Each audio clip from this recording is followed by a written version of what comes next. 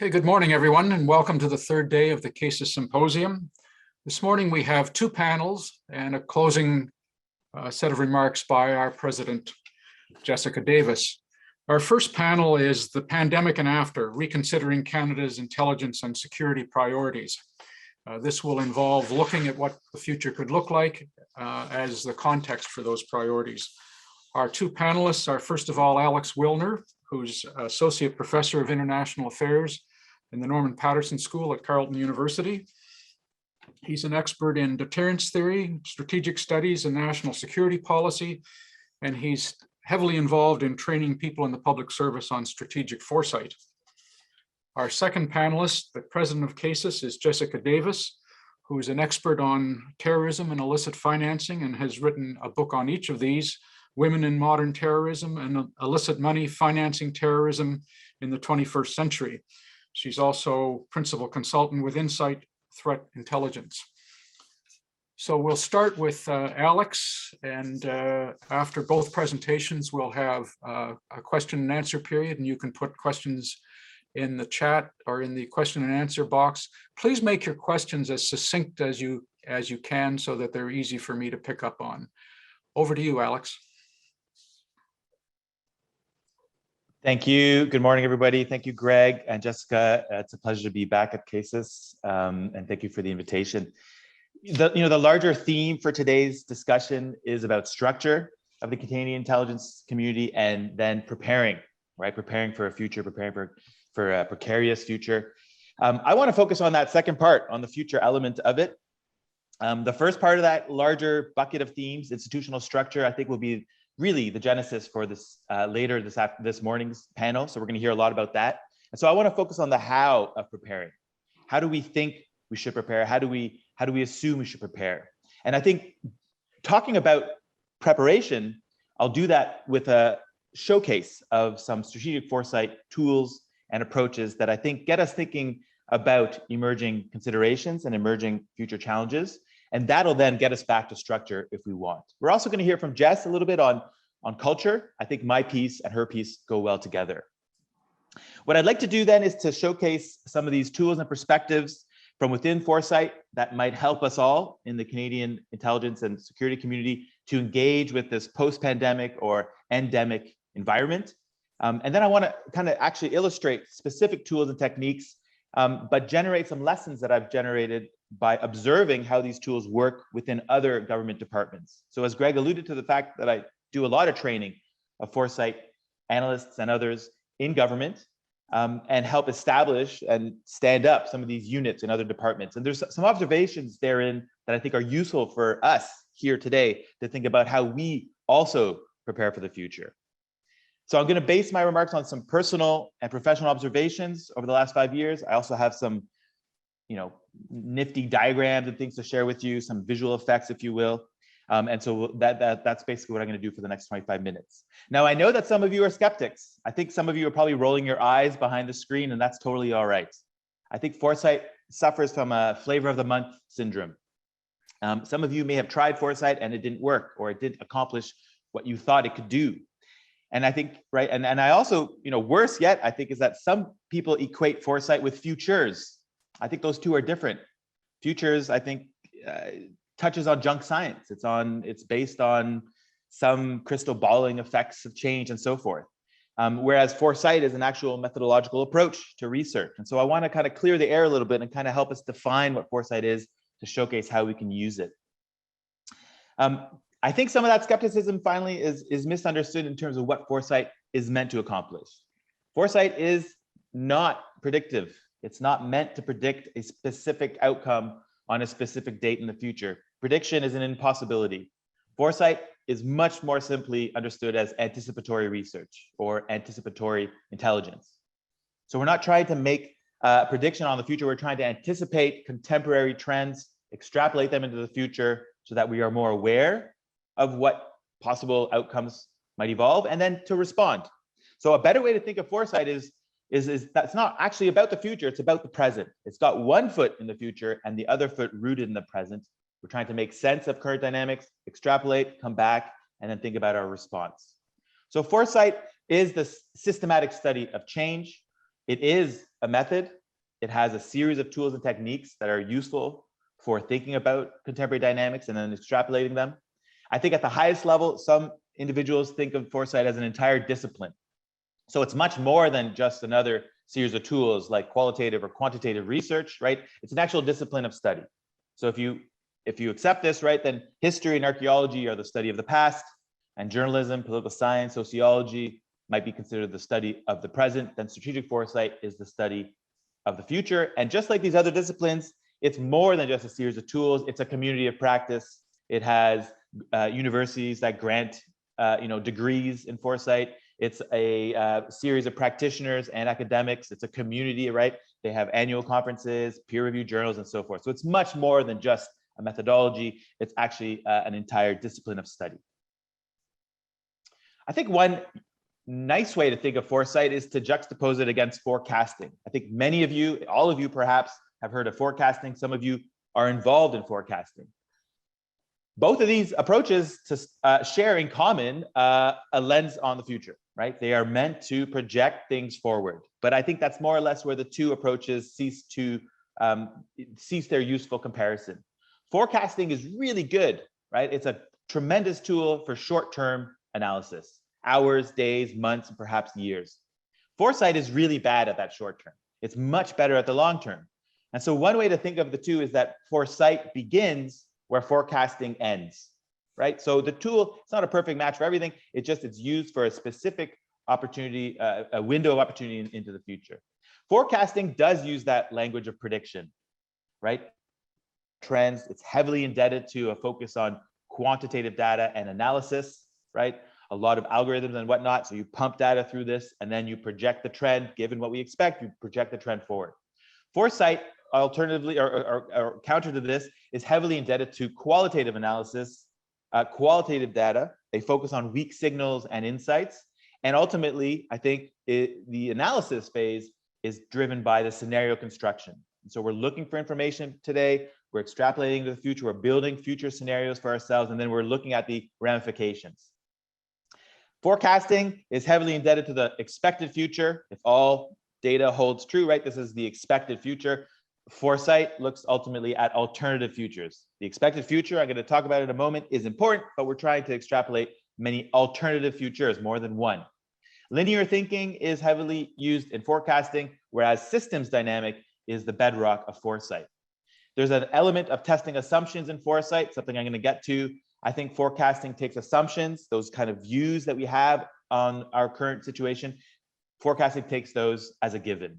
And finally, there's a strong group dynamic in foresight that is not evident in forecasting. It's, I would say, almost impossible to do good foresight alone. You need a group of subject matter experts with different views and different ways of thinking to really push your analysis out.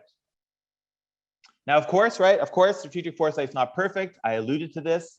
I think the biggest problem that I have as an academic, and perhaps some of you share, is that there is no future data. There is no data of the future. So the exercise is driven by an extrapolation, a speculative account, right, of imperfect information projected into the future.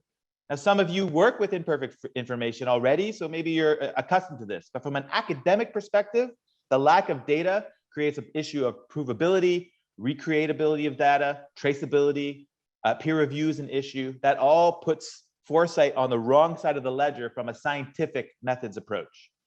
And so that can be an issue for some scholars. In fact, I used foresight on a quick 1 hour workshop with a group of mathematicians. It did not go well. They needed hard data. They couldn't speculate about the future. It was more difficult for them to do it. So not everybody is able to use foresight. You need to be happy with speculative thinking, with anticipating change and so forth. Gut feelings matter, right? More art than science, that kind of terminology. This is useful in foresight. Finally, I think that last phase of implementing foresight findings is difficult. Foresight is more than just research. It's meant to implement change, or at least to inform how we do things today, how we think about considering opportunities and challenges in the future. But that last part of the puzzle of actually implementing our findings is a challenge. It's not insurmountable, but it is something we need to think about. Now, of course, right, I do think foresight is critical. I think there's a number of rationales for why it's useful today, especially about today's themes, about exploring contemporary and future dynamics and considerations and threats and so forth. I've heard it from a biological perspective that humans are ingrained to think about the future, that our eyeballs are situated at the front of our faces rather than on the side or the top, like some other creatures, because we grew up, I mean, from a civilizational perspective, looking forward, moving forward, scanning the horizon for threats and opportunities. And so that has informed our cognition, and I think it's also embedded in our societies. We are future oriented. In fact, all of you will be thinking, at the moment I say it, all of you will be thinking about what you are doing or what you hope to do this weekend as a future analysis for your personal selves. Some of you will be thinking about where you should rent a cottage this summer, when you will retire, etc. You are positioning yourself in a future, extrapolating backwards about the conditions today and what you need to do to accomplish that. A second bullet here, I think, is inevitability of change, acceleration of change. I think we're living through a period of accelerated and inevitable change, right? The trajectory that we were on, the expected future for us in December of 2019 was knocked askew, right? And we are living through an accelerated period of change. This is not just a COVID story. I think it has to do with how technology evolves, how technology is embedded in values, how those values are played out in society, and so forth. The first smartphone was sold, really commercially available in 2007 and 8. Who would have thought that 12, 13 years later that the smartphone and the apps themselves would have been weaponized, right, to help deconstruct democratic principles and so forth. So we need to think about what's happening today in terms of technology and values and society and structure, extrapolate them, and think forward about how they interact with each other in the future. Finally, right, strategic surprise, I think, is dangerous. When I do this kind of work with our partners at D&D or the Canadian Armed Forces and elsewhere, they live in danger, right? They have to think about extrapolating their own futures so that they can avoid putting and placing Canadians in undue harm. And so they're extrapolating the kind of tools they'll need, the kind of operations they might conduct, the kind of training they need, the personnel and so forth. So strategic surprise is dangerous from an existential perspective, but I think it's also dangerous from a policy perspective. If we don't think through how our policies will resonate in the future, then those policies may not do us any benefit in the future. So we need to think about, right, how we project forward and how we plan accordingly. This is a very simple dynamic to explore where strategic foresight is best situated. Let me just walk you through it. High awareness, low awareness is number of eyeballs on a given situation. High awareness means a lot, low awareness means fewer. Low impact, high impact, very simply, right? The development under consideration is impactful, right? High impact or low impact on our objectives and all the rest. Strategic surprise lives in that bottom quadrant where there's a matching of low awareness and high impact. So the development is monumental, and yet not a lot of folks are looking at it. So strategic foresight lives there because that's where strategic surprise emanates from. And when done rightly, strategic foresight takes that strategic surprise bubble and elevates it up, elevates it to the higher awareness, which also, hopefully, with more awareness, drives down the impact of the change because we're thinking about it, we are aware of it, and we're responding perhaps as well. So the strategic surprise bubble is elevated up into the expected future once we have a better understanding of the developments. So foresight lives in that funky bottom quadrant, thinking about dynamics of change. I think something has happened in the structures of government over the last half decade. This is not a political statement. This is a quote from Prime Minister Trudeau from 2016. We need to look 40 years down the road, not just 4. It's a great soundbite, but I think it's more than that. It's an idea that we need to think through at a generational level, the changes that are afoot and the kind of government and country we want to live in. This logic from the top of the government has trickled down into the bureaucracy as a result, I think, of different expectations of what government should be focusing on. And so these are different partners that I've engaged with in the last 5 to 6 years. Some of these partners have actually stood up singular units of foresight. This is the case at Global Affairs Canada, a unit of 3 embedded within the policy research branch. And they look at policy research from a forward perspective. Canadian Forest Service, hammered by a number of different maladies, right? Exploring the future of forest, etc. Others are exploring how to train individuals not to do foresight, but to be aware of foresight and so forth. So lots going on in Ottawa, and certainly I think lots of room for the S&I community. I think the most useful perhaps are lessons driven by my engagement with D&D and the CAF and CANSOFCOM, as well as Global Affairs. So I'll get to that. I've written about this. I'm happy to share this article. It's co-written with Martin Roy, who was just recently promoted, but was the director of the Foresight unit at Global Affairs. We kind of canvassed about and looked at different lessons and opportunities for foresight in government, and kind of drove up or listed a series of observations and so forth. So some of these comments are obviously driven by this article as well. If foresight is a research program, then what does the program actually look like? It looks like this, right? We're not going to do all of this today. I just want to focus on the red elements, the guts and machinery of foresight, because I think they will be most useful to some of you in intelligence, the development of scenarios, what that looks like, and then of course that last bit of testing current assumptions. So I'm going to spend a little bit of time on each of these three categories. The guts of foresight, something we might call foresight analytic techniques. I borrow it, I'm open to this. I'm borrowing this from structured analytic techniques. They share something in common, right? The machinery of foresight, I think, helps us think about contemporary dynamics and extrapolation of their effects. There are three I think we can showcase called influence diagrams, futures wheels, and influence cascades. Three techniques that get us doing the same thing. They start with a piece of information that is novel and new, a piece of intelligence, let's say, and then they help us think through in a structured process the effects of this change, which then drives, right, goes back into the intelligence analysis that drives further observation and so forth. So this is the data analysis phase of the foresight process. This is after you've collected information. Now you're using tools to brainstorm the consequences. You're answering the so what questions, which generate some findings, but also gets you to double back on what you're looking for to begin with. An influence cascade structurally looks like this. I know you can't read this. That's not the point. I just want to look through the structure with you. This was done with the Canadian Armed Forces, an element therein. I think just pre-COVID, in fact, or around COVID. Anyways, the point is that the influence cascade is driven by a structured column-based approach to research. You start with that.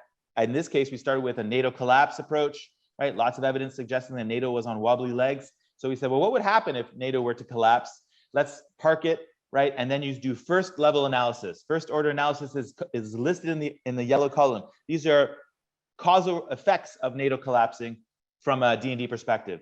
Second order are driven by observations in the first order, right? So again, your brain is now thinking one step removed from NATO collapsing. You pick a yellow order, first order, extrapolate into blue, and so forth, into purple, into green. By the time you go to fourth or fifth order, you are far removed from the starting point, and you start thinking about unique consequences of change. Many things have had to have happened to get you into green. At least now you're aware of the causal ability for those outcomes to have occurred. What's fascinating here is that you could have this conversation around a boardroom setting with a group, a bunch of pens and papers without the structure. But I think there's use and utility in actually forcing individuals to think through and list the ramifications here in a stylistic way. I think it gets us to create more and better information, and it also helps us think through the causal links of one effect to the other. This was used, this is actually a virtual setting. So this was used, what you're seeing here is something called the Mural Tableau. I could talk about that later, but it's a software that I use now in my foresight training. So that's like influence cascade. Influence diagram borrows that kind of piece of logic, consequential effects of change, but embeds it in a systems dynamic. So you've seen flowcharts like this or systems charts like this. They're used here from a perspective of extrapolating the consequences of change. This exercise was done with the Canadian Defense and Security Network Summer School. Some of you may have been there this July. We started with a piece on German far right, a piece on developments of German far right in the police, military, and intelligence community. And then we pivoted to France because of the upcoming elections. So the starting point here is that yellow sticky, France goes far right. We didn't talk about a coup. We didn't talk about a civil war. We're just saying, what happens if France were to elect a far right candidate? There are two now running, including one who's on the right of Marine Le Pen. Should be very fascinating. The extrapolation here are those green boxes. Individuals thought and spitball the consequences of change, and then downstream from that. At the peripheral level here, this is where you're into some novel dynamics because you are further removed from the starting point. And then, of course, the arrows help you trace everything back. Here's another one that we did with GAC just 2 weeks ago. This was on climate change drives violence, angry activism, or criminality, whatever it is. The idea is that climate change could drive some form of violence, interstate or intrastate. What are the effects from a global affairs Canada perspective, both domestically and internationally? Again, looking through the ramifications, starting with novel inputs from today, extrapolating out into the future. Finally, the futures wheel, also called implications wheel, looks something like this. Maybe some of you have used this. This was a future of work or hybrid teams approach. This was done with Environment Canada and a management session, right? Same kind of structure. Yellow is first order, orange is second, blue is third, and then you would go further. You go fourth, fifth, etc. Again, helps a group think about dynamics, list the dynamics, extrapolate those dynamics, brainstorm the consequences, debate, and so forth. All three of these tools can be used interchangeably. They have a different feel to them, but they're equally useful for thinking about future dynamics. Quickly now, Greg, I'll keep going, but I know that I'm running out of time. Scenario construction, I think probably the most common tool, most popular tool of Foresight. Many of you probably have used or have read about scenario construction as they're used in intelligence and national defense and all the rest. Scenarios ultimately can be defined as fictionalized accounts of the domain's future. So they're actually storyboarding the consequences of change within a fictionalized account. Now, the reason I think they're so popular is that we have all grown up reading scenarios. We all grow up reading fiction. Some of the best novels, Margaret Atwood, Omar Al-Akkad, right? Some of these best novels are actually an extrapolation, future story that we could perhaps see ourselves living in. So scenarios help us kind of package all of our insights about the future, our analysis about the future, and then we insert ourselves and our organizations in those scenarios to think through what the dynamics are in play and how we might respond. What are the opportunities and challenges we might face? So they help us spur further research. If I'm talking about multiple scenarios, there's different levels of abstraction. The expected future at the top is the one most expected, right? The one I have here is military and security operations rely on human analysis. I think that's an expected future many of you hold on to. The expected future is embedded in a probable future, a next level of abstraction. These are futures that, we recognize, but we don't expect. We use the language like likely to happen. It would be surprising, but oh, okay, figures. Here, AI augments intelligence collection analysis. That's already happening, right? But the probable future for the future. Probable futures are embedded in possible futures, next level up. A future we're not familiar with, but it's plausible. This could happen. Here I have one that AI dictates security and military operations. It doesn't just help. It doesn't just augment, it actually dictates. That's a different consideration. It's a different world. Plausible futures are the next level up, the highest possible, right? Here, everything it could be imaginable. AI preempts defense policy, strategy, operations, etc. So we moved from augments, dictates to preemption. Finally, the preferred future is a normative one. I don't want to spend too much time on it. It's the one we want. Perhaps AI helps us think through diplomatic and conflict resolution tools. So the scenarios, right, they help us think about different considerations. The U.S. National Intelligence Council is probably the leader, I think, from an intelligence perspective of using scenarios for purposes of intelligence and preparation and so forth. They publish every 4 years, as you know, a global trends report. The latest one just came out a couple of months ago after the Biden inauguration.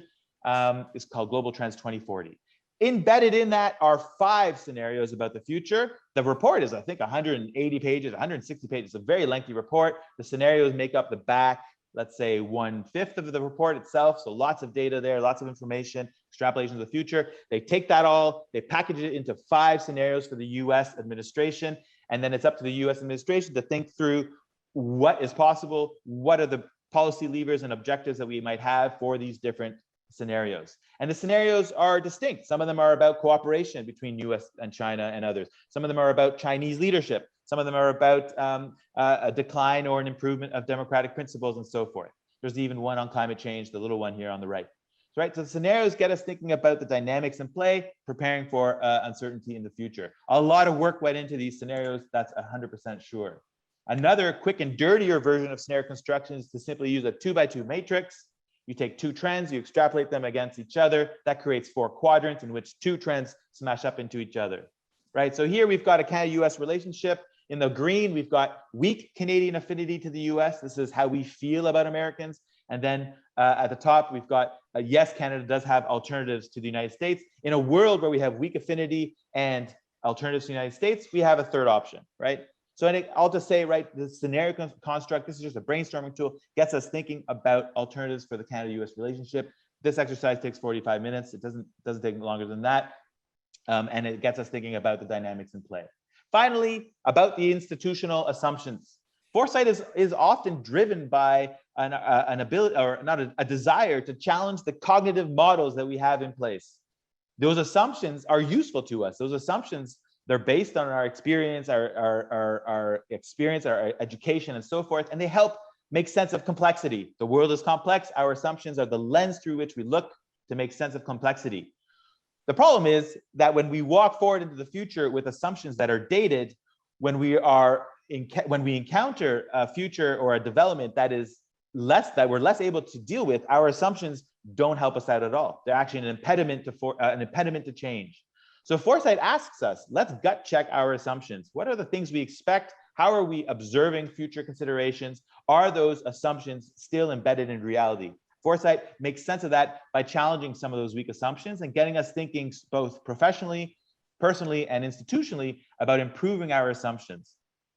There's different ways to do this. I'm not going to go into great detail, but basically, right, you list the assumptions out, you do some analysis based on Foresight analysis, you come and revisit your assumptions. Now you say, given what we know about the future of Canada-US relations 10, 15 years out, are our current assumptions about Canada-US relations effective and properly placed? Here's the list, right? Just 6 from 30 or 50 that we listed, right? With D&D, of course. I love number 4, NATO is a strong functioning alliance. I love number 5, Europeans share Canadian values, and so forth. I mean, I think these are uncertain assumptions in some cases, okay? Foresight gets us thinking about those assumptions and driving through, right, our expectations, and then, of course, our expectations on what we expect to see and how we look for things all told. That's it for me. I hope that's useful. I look forward to the discussion. I look forward to Jessica's comments as well, and thank you for your attention.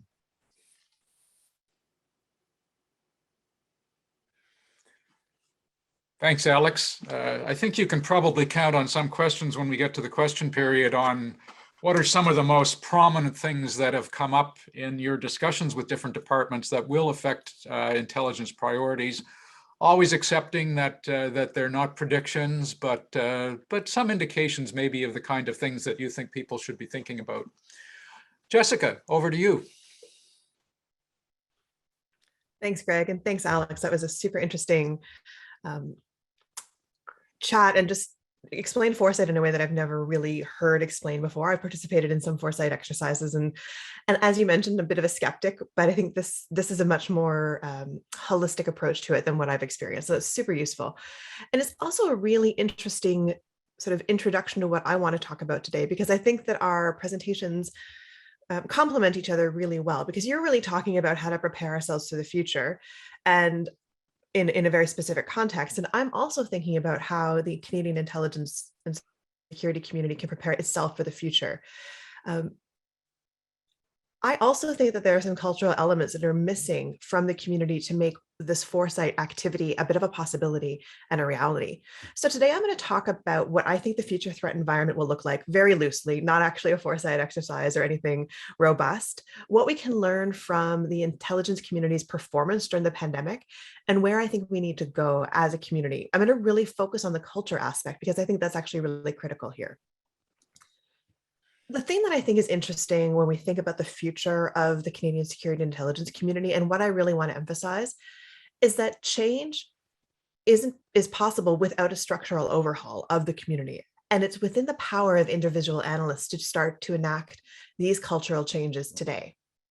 So when I think about Canada's future threat environment, I think of 3 things. First of all is terrorism and violent extremism. This has been a feature of our national security context for many decades, and I don't see that abating.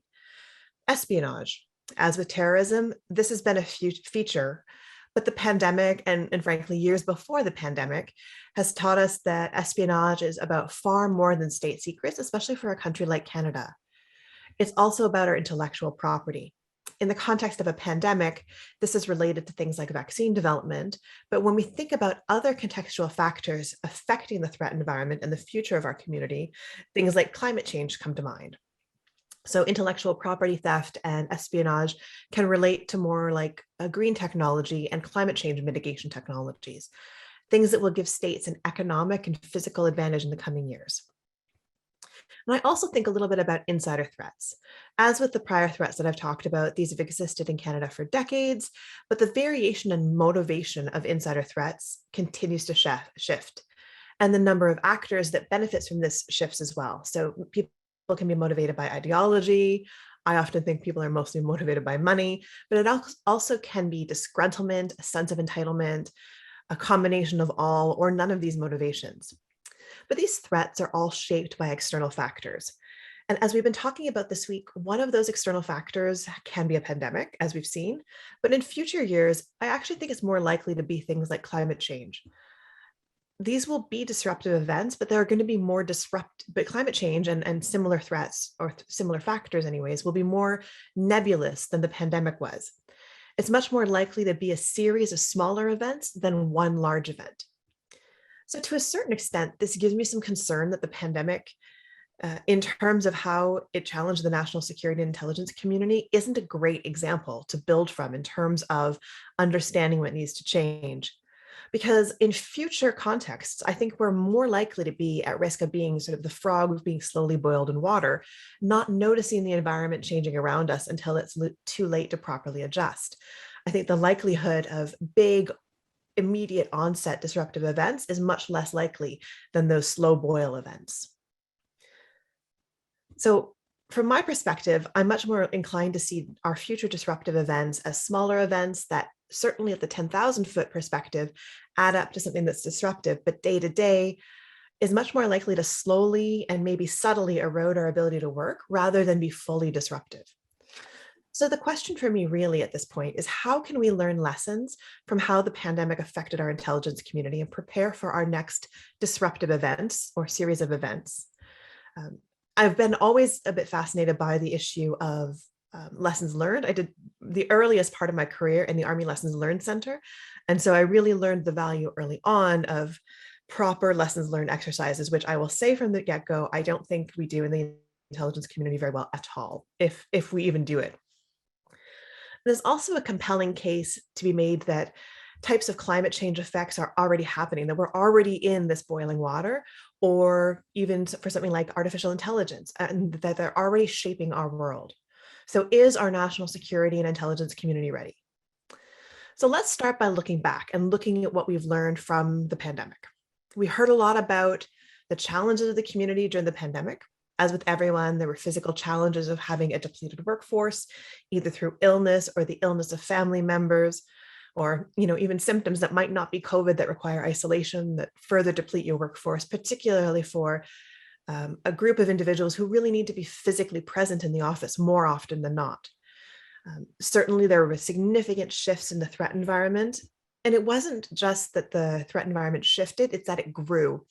So our traditional or existing threats before the pandemic were still there. They were still things that our national security intelligence agencies had to combat.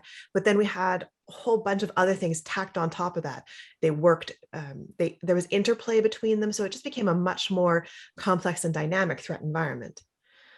There's also a strong inability to work from home for much of the workforce.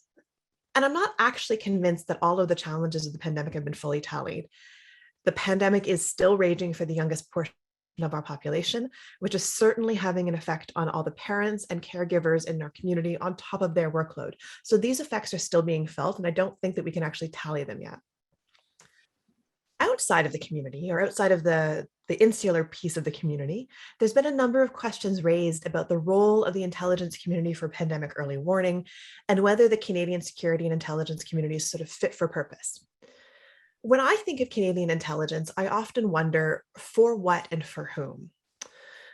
Early in the pandemic, Stephanie Carvin and I wrote about this issue and came to the conclusion that even if Canada had a more effective early warning system for health intelligence, which we certainly need, and I'm not going to say that we don't, and I'm glad to see that the government has started to take steps moving in that direction, it's not clear to me what policymakers would have done with this information, which speaks to my core question about the intelligence community of for what and for whom. This is particularly true when we think about the Canadian Armed Forces medical intelligence capability. For what and for whom really applies here. That capability is intended to inform operations. And those operations can certainly include non-combatant evacuation operations, as well as aid to the civil power operations domestically. But the for what and for whom question here provides powerful answers to any insinuation of intelligence failure. It's increasingly clear that the Canadian Armed Forces provided specific intelligence to inform operations well in advance of the pandemic. That's not to say, though, that the CAF has no room for improvement. I'd encourage all Canadian intelligence bodies to have a hard look at how they interpreted pandemic-related intelligence and whether their responses were appropriate. And this is really another good place to look for improvement, perhaps by conducting an after-action review on the content of intelligence assessments, the quality of information available, the sources of information access compared to what was available, and the reliability assigned to those sources. And then, of course, the conclusions drawn from that information. These are all things that can be improved and may speak to the need for specialized intelligence analysis. In my experience, the Canadian intelligence community is not good at conducting these types of after-action reviews, and is most definitely not good at making the findings of them public, which is what we really need if we want Canadian buy-in for the security and intelligence community, which we'll need to have to face the challenges in the coming decades. Of course, conducting these kinds of retrospective reviews, we have to be really careful not to engage in hindsight bias. It's so easy today when we understand so much more about COVID-19, and instead we need to consider the context of what we knew about pandemics at the time, the particular type of illness that it created, the information that was available, how it was being assessed, etc. It's extremely easy to see fault in hindsight when we know the outcome of a situation. It's much less easy to identify real areas for improvement based on a clear understanding of what the situation was at the time of writing. It's also easy to say that an assessment was wrong when we know the outcome. But was it wrong based on the information available at the time? That's a much more nuanced question that requires an entire analytic methodology to unpack and access, of course. So ultimately, I think that pandemic warning, early warning doesn't equal early policy response. It could have been used for better preparation, perhaps, but I'm not entirely convinced that the intelligence community is in a position to have really pushed the envelope in terms of getting that policy response. So the question then, of course, is, should Canada have an enhanced medical or health intelligence function? And my take on this is actually, I think this is too narrow of a framework to think about it. When we think about preparing for threats of tomorrow, we need to think about what's coming down the road. So again, perhaps engaging in this foresight exercise, not today or yesterday. This could include another pandemic, but it will include the effects and impacts of climate change and artificial intelligence, to name two specific factors. But we're also going to need to build on, as Leah West said during her presentation on our first day, to institutionalize some of the more positive outcomes in terms of changes to our intelligence community. Things like greater information sharing amongst more members, to a certain extent, a broadening of the community, or certainly broader access to intelligence, briefings and expertise, and even greater reliance on open source information and intelligence. This is a critical aspect of the modern intelligence community that I think is still a bit underutilized. We're also going to need to look for greater support from the intelligence community to inform policy and programs. Daniel Jean said this well yesterday when he talked, or on the first day, when he talked about using intelligence to keep other countries honest. And I think this applies to future threats as well. There may be a lot of places where Canadian intelligence doesn't lead the conversation in terms of policy or programs, but where it instead acts as an honest broker. And I think we really need to bolster this type of role for Canadian intelligence, even if it doesn't meet the threshold necessarily of its own intelligence priority, but that there's a function that needs to be explored, structured, and encouraged there in terms of creating Canadian intelligence as that honest broker for a whole range of different policy problems in Canada beyond our traditional conceptions of intelligence issues. So turning to the question at hand, which is about the structure of the Canadian intelligence community. From my perspective, it's really not about structure, it's about culture, specifically around collaboration and learning. I see structural changes, things like the creation of fusion centers, and I was around when ITAC was stood up, new intelligence units, et cetera, as a Band-Aid solution. And I don't really think that these address the real challenges of the intelligence community. There are going to always remain important aspects of physically co-locating people. So fusion centers will have some role to play in some of this activity, assigning resources, et cetera. But they're really only one preliminary step in the process of transformation that needs to occur. And in some cases, I'd argue that creating structure around what needs to happen can actually reduce flexibility and responsiveness. We have a tendency in the government to see structure as the source of the problem, and structure is certainly the easiest thing to fix. Every department and agency that I've ever worked in has been in a constant state of transformation, structural changes, trying to fix what I think are underlying cultural problems. But we also tend to approach these structural changes like the grand unifying theory of everything, that if we just get the structure right, everything else will fall into place. If only that were true. In the current and future threat environment, we're going to face all of our traditional threats, plus contextual factors that will make all of that more difficult, and to which Canadian security and intelligence will have to contribute, if not necessarily lead. And differentiating between these contributing versus leading spaces is going to be a challenge. It's going to be a cultural challenge. Think here, of course, about future pandemics, but even more certainly the ongoing effects of climate crisis, artificial intelligence, and how it will continue to shape our future, and probably a lot of other contextual factors that I haven't even thought of yet. So to meet these challenges, we need to create the foundation for collaboration across areas of expertise, knowledge, and skill. We're going to need the emergent properties of true collaborative thinking. Our world is already too complex for systems and structure to be sufficient answers to these problems. We need to invest in analytic skills and social skills, really, that can result in transformational analysis. So do we have this culture of collaboration in the Canadian security and intelligence community within organizations and between them? In my experience, I'd say not really. We have more of a culture of protecting turf, battles over responsibility and resources. The number of times that I saw true collaborative work happen in the intelligence community is really rare. For instance, joint papers don't meet my threshold for what I consider to be collaboration. They're an artificial product that perhaps produces a joint assessment, but rarely results in transformational understanding of an issue or encourage deep critical analysis of an intelligence problem. The pandemic has started to change some aspects of work and thinking inside the intelligence community, but I don't think that the lessons that we've learned to date go far enough.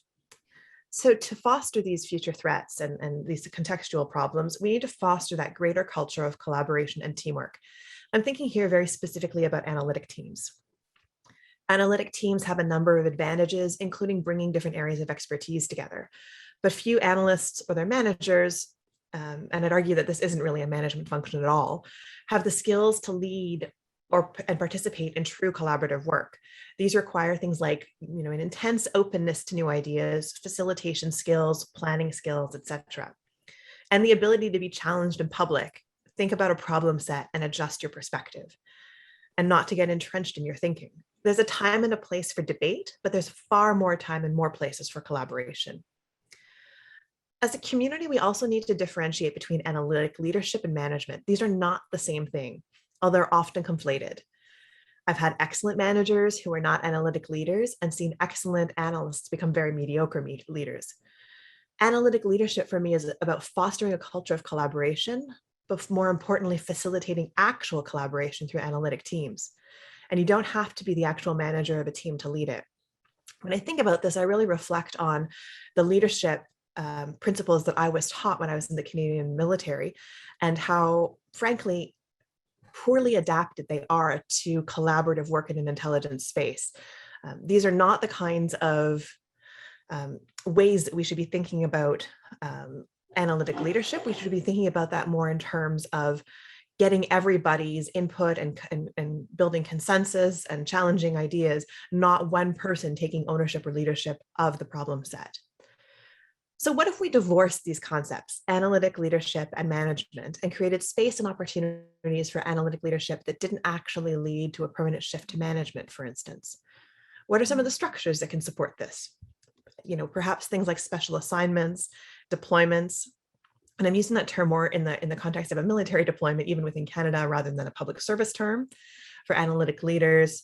So people who can develop the skills necessary to help facilitate that transformational analysis. So group facilitation, leading brainstorming sessions, project management, because there is an administrative aspect of transformational analysis. Skills that are in short supply amongst intelligence analysts and intelligence professionals writ large, but that are necessary for true and real collaborative work. The reason I think that this is so important is because future threats are going to need us to bring together very different areas of expertise and get them to speak to each other well. You know, the recent example of understanding from the US of understanding the origins of COVID-19 demonstrates this well. We need both geopolitical experts, experts in intelligence, particularly on the source material and its reliability, and specialized knowledge, in this case, epidemiologists and vaccine experts, but in future cases, probably a whole range of really broad areas of expertise. And this is probably another area that needs to change culturally within our community. We've often focused on having generalists, people who can attack any problem set, but much of the world is really technical in nature. So we're going to need more technical experts and ones that can communicate in a clear, accessible way and work with analytic teams to answer the complex and connected questions of our current and future threat environment. And relating to my point above about after action reviews, we also need to inculcate a culture of learning. This means actually allocating budget for intelligence professionals to further their learning and advance their skills. And it may also mean allowing analysts to develop and foster more than one area of expertise and helping them do that. But most importantly of all, undertaking lessons learned activities, even from small incidents or small events, and taking ownership of the ways that we can all improve. Finally, I'd also like to argue that an important cultural change is that we need to make it easier for people to come and go from the intelligence community, particularly help intelligence professionals see how their skills are of use and benefit to the private sector and vice versa. Our intelligence culture isn't really served by people who feel stuck in their jobs or that their careers have stalled out. Our intelligence culture is served by people who have been to the private sector and or academia, see how things are done, rather than maybe seeing business practices through rose-colored glasses or the optimistic interpretations of the Harvard Business Review, and can bring that back to the community. So to conclude, what I'm suggesting here is that structure remains important. It'll always be a foundational piece of how the intelligence community organizes itself, but it is absolutely not the arbiter of a successful community. We should be prepared for the structure of the community to change regularly, but we shouldn't rely on it to solve our cultural problems. Culture itself is far more important, and there are very real steps that we can be taking to foster a better intelligence culture. I've touched on two aspects of this, specifically collaboration and learning, but there are many other cultural challenges ahead for our community. These skills can also be brought to bear on those other challenges, including in terms of making our community more inclusive and diverse. What I'm proposing here aren't easy changes, but the good news is that they're also ones that individual analysts can start to action. Change that can actually come from the bottom up here. More powerfully though, of course, it could also come from the top down and perhaps meet in the middle for truly transformative change. So thank you so much for taking the time to listen to my thoughts on structure, culture, and the intelligence community today. And I look forward to your questions.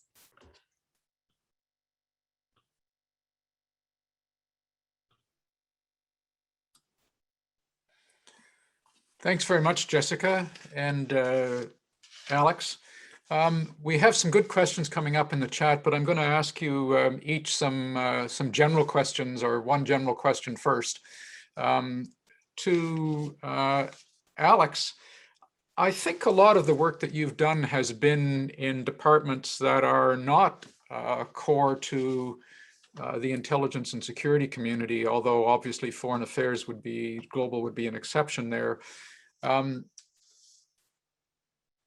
Can you picture a structure or something with structure with a policy, apologies to Jessica, but can you imagine a way in which the Canadian S&I community could look creatively and productively at these longer term issues? We do have some of these aspects, but we don't have an equivalent, for example, of the regular review of future possibilities that the US does. These kinds of reviews can be very useful, but of course, a lot of people are reluctant to take them on because they seem to be very distant and very theoretical, with the result that maybe we're not as prepared for the future as we could be. But it does come down to how would we do that? Do we need an S&I equivalent of Horizons Canada, for example, and where would it be? What would it look like? And to Jessica, Do you think that we have the people in the community now that could be the kind of people that could take on these initiatives and change the culture around a more collaborative learning environment? How would we identify them if we had to, or do we just leave it to analysts to be the starters? And if we needed to recruit more people with that kind of mindset, how would the community take that on? So Alex, first to you. Sure. Thanks, Greg. And to everybody, Greg and I have had these conversations before, a little bit offline and in the past. Historically, right, the organizations that I work with, the Foresight capacity is built within this innovation shop. That's usually where it's at, right? Trying to think things differently. And the innovation shops are themselves embedded within policy research and strategic planning. And then that leads up to change, bottom up, if you will. And so they are established, they're structured in places where they are safe, in the sense that they have the opportunity, they're tasked with doing research, and they have the mandate to do research a little bit differently, that innovation element to it. So at Global Affairs, right, the Foresight unit there, it's a small unit. It's only 3 or 4 individuals. They have a loudspeaker, if you will, in the sense that they are linked to the research capacity that is traditionally built, right, to inform Canadian diplomacy, Canadian institutional priorities, etc. So they are, again, they're part of the research organization. They carve out a small niche. They are protected from the core, right? They're not tasked with the mundane everyday thought. They are protected from that to do the long-term kind of horizon scanning. That's at Global Affairs. At CANSOFCOM, Special Operations Force Command, again, CANSOFCOM is pretty unique, right? They are already forward-thinking. There, again, there's specific areas in which they are doing future operating concepts, research therein, and so they are tasked with a specific output to understand what the future dynamics of conflict will look like, where might Canadian assets be called to intervene in that kind of 3, 5, 7-year time frame. So again, carved out niche area close to the center of where other research is being conducted, in the sense that it is research, but with a protected mandate to do forward looking. A DRDC, just one last example, right? They have a long-standing Foresight unit. They do a lot of, from my understanding and conversations with them, what they really do is technology analysis. They're looking at these 15 buckets of technology. You all know them: quantum, computer brain interface, AI, right? All these buckets, and they're looking at developments, scientific engineering developments in all these buckets, and they're pushing the dial. Okay, now we have accomplished this from a technological perspective. What does that mean from our previous expectations of the effects of that change on Canadian defense and whatever? So again, part of the research, forward-looking, protected from the core, a specific mandate to do that long-term training. And again, they're trained in specific tools. Some of them are based on Foresight, some of them are based on forecasting. I'm agnostic in terms of what you want to call it. I just think that it needs to be done in a specific and systematic way, stripping away the black magic. Foresight is not black magic. It's meant to be a rigorous rigorous process of using tools and techniques. Let's match them to the tools and techniques we already use, and then again, I think inform the research therein. Greg, I hope that helps. That helps, but I'm gonna follow up, and it builds a little bit on one of the questions in the chat, but also on Jessica's comments. This speaks to some of the capacity that's being developed in the community. Can you see it being broadened to change the culture of the whole community? Yes and no. Cultural change. When somebody says, I want to change the culture, I think it's hard to do. Jessica, I think you would agree. I think it's incremental steps to do that. An example comes from the Standards Council of Canada. I don't know if many people know the Standards Council of Canada. They're a very prominent way in which Canada informs the development of technology and other things through the standardization process, which is an international collaborative endeavor. Canada is traditionally a leader in this standardization.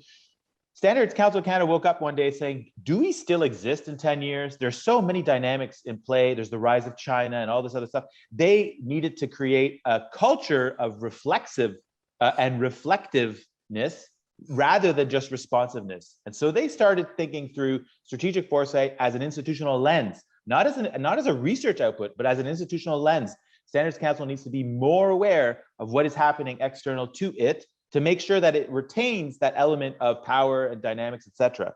So there was a kind of top-down, foresight-driven approach to change culture, much smaller organization, right? Let's say 100 analysts and managers and the rest, but right, everybody now seems to be a little bit, at least a little bit, focused on forward dynamics. So I think you can inform culture. I think it's a much bigger task than just setting up a unit to inform policy dynamics and policy research, but I think it can be done. Okay, and Jessica, what's behind my question is simply, although I'm probably one of those who thinks of structures as being important as well as culture, I also think, okay, this is a good idea, but who exactly does what? And how does this get going? And can managers drive it? Is it spontaneous? Which brought me to ask, do we have those people in the community, and who lights a spark under them? Or is it all self-generated? So how do we get going on this change of culture? Yeah, it's an interesting one, and I would agree with Alex. You don't just snap your fingers and change culture in the blink of an eye. I think that the community has a lot of these people in it now. I think a little bit of it is about making sure that they have the opportunities and that they're encouraged to take those or create opportunities for additional learning. I think the reality of it is today that there isn't a lot of budget for training, especially for things that are maybe seen as peripheral to your core function. So yes, you maybe can go to a conference that relates directly to your area of responsibility, but can you go and take a 3-day workshop on learning how to facilitate a brainstorming session or a group exercise? Probably not. But there are ways to work around that. People can do learning on their own time, which is obviously not an ideal solution, but it's a realistic one. And so I think a lot of people need to sort of self-identify and start to make those opportunities for themselves. I also think that management needs to think about ways to encourage that.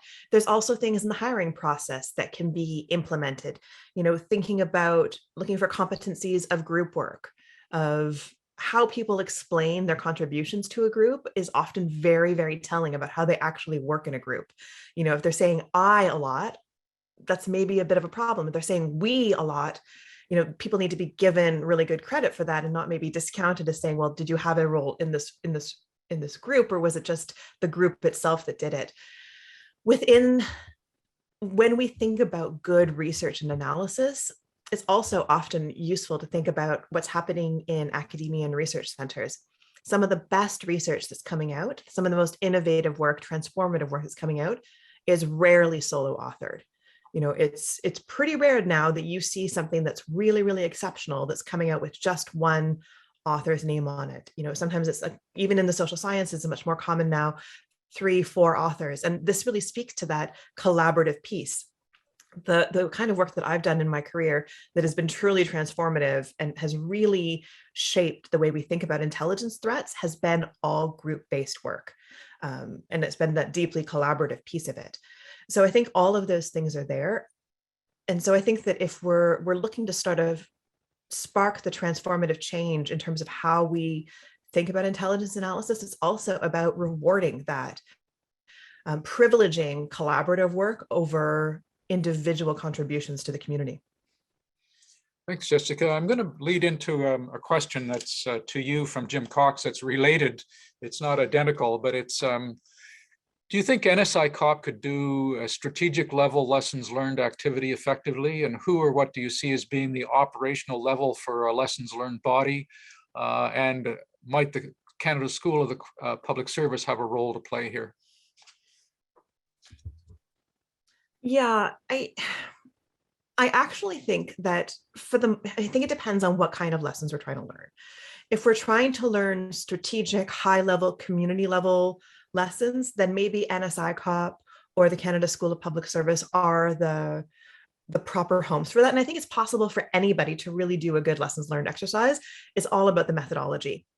But what I think is more important than the strategic level lessons learned is for every individual sort of unit or department or agency, or however we want to structure it, to start incorporating this as a regular aspect of their operations, really. So, this could be something that we look at assessments, maybe do a retrospective quarterly. What did our assessments say? How close were they to reality? Where do we think we missed our marks? Incorporating this learning culture into the intelligence community instead of just moving forward with the next thing, because we're not really learning any lessons on that. And the same thing applies too in the operational space. When we're looking at investigations, either by law enforcement or security services, things go wrong. And sometimes it's no one's fault, but sometimes we did miss things. And so we need to start really carefully looking at those. You know, the UK does a really great job of this. They do it publicly a lot of the time. That might be a bit much for our intelligence culture right off the bat, but it's the kind of place is where I think we need to go to become a really sort of professional and evolved intelligence community. Okay, I've got another question for you, Jessica, which is on a much more specific topic, but I'm going to invite Alex to consider whether he has seen some speculation around this same issue as he's been working with different departments. So the question is, to Jessica, do you think that the continuing and residual effects of the pandemic will contribute to a further increase in ideologically motivated violent extremism, either active or online? And relatedly, is it safe to say that IMVE represents the primary terrorism and violent extremism threat to Canada, where this was once held to be jihadism? Alex, do you want to go first or do you want me to? I'll just spitball here. I'm happy to, Jess. I know you have a comment probably percolating in your brain.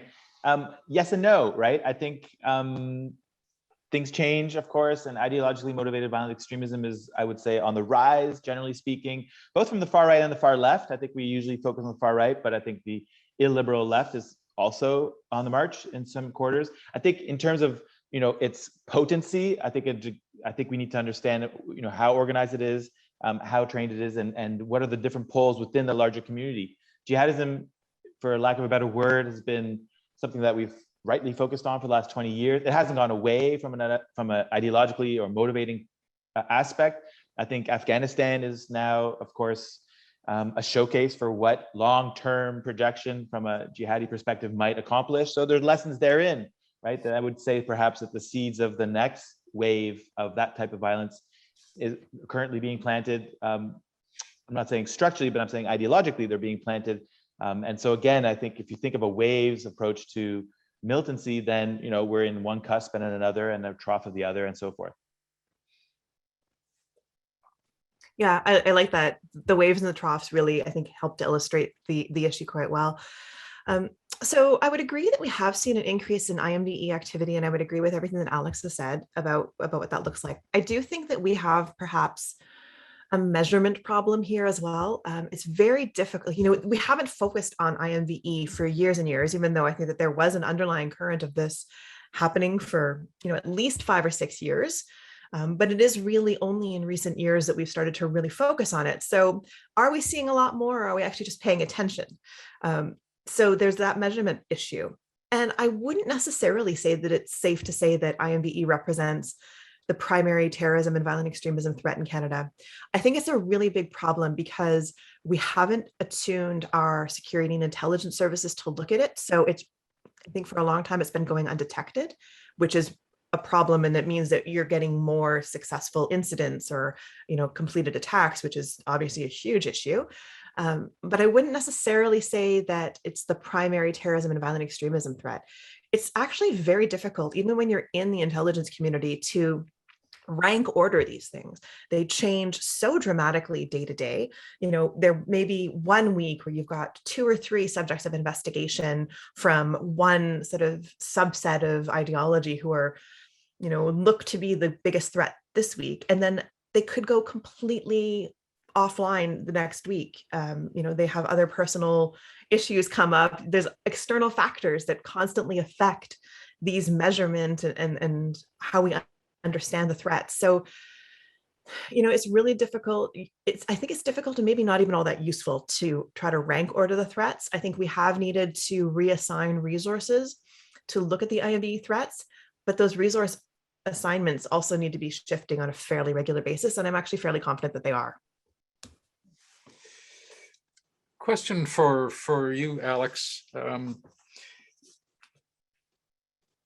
one of the challenges, of course, when a government sets priorities is to say, you know, are these actually for a year or for 5 years or for 40 years? You know, what am I missing that's coming? And the American process of doing the 5-year reviews helps with that.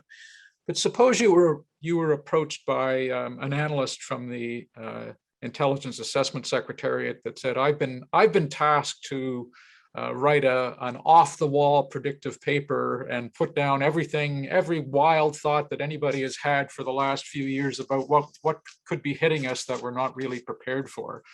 So what kinds of things have you been seeing in foresight exercises that struck you as plausible, even if not necessarily likely to happen, but at least plausible, keeping in mind that the paper that this person has been assigned is to pick up sort of every off-the-wall idea that people really should ultimately be thinking about. So what would you suggest to that analyst as some things they should be thinking about?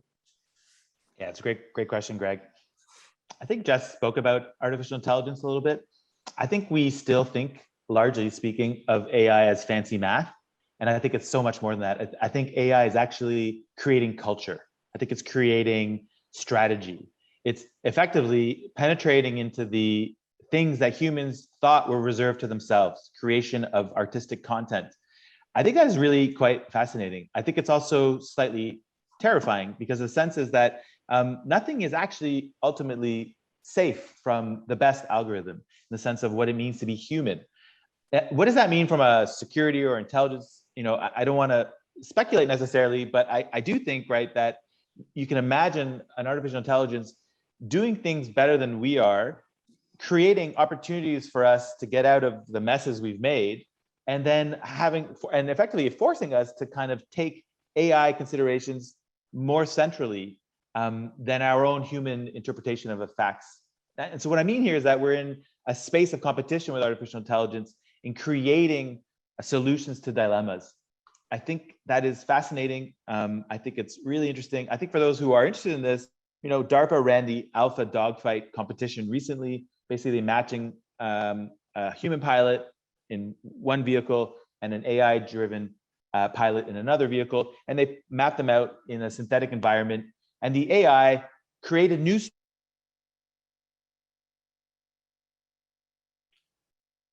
You're freezing for a moment there, Alex. Simulated environment, of course, you could complete with the kinds of moves that the AI developed.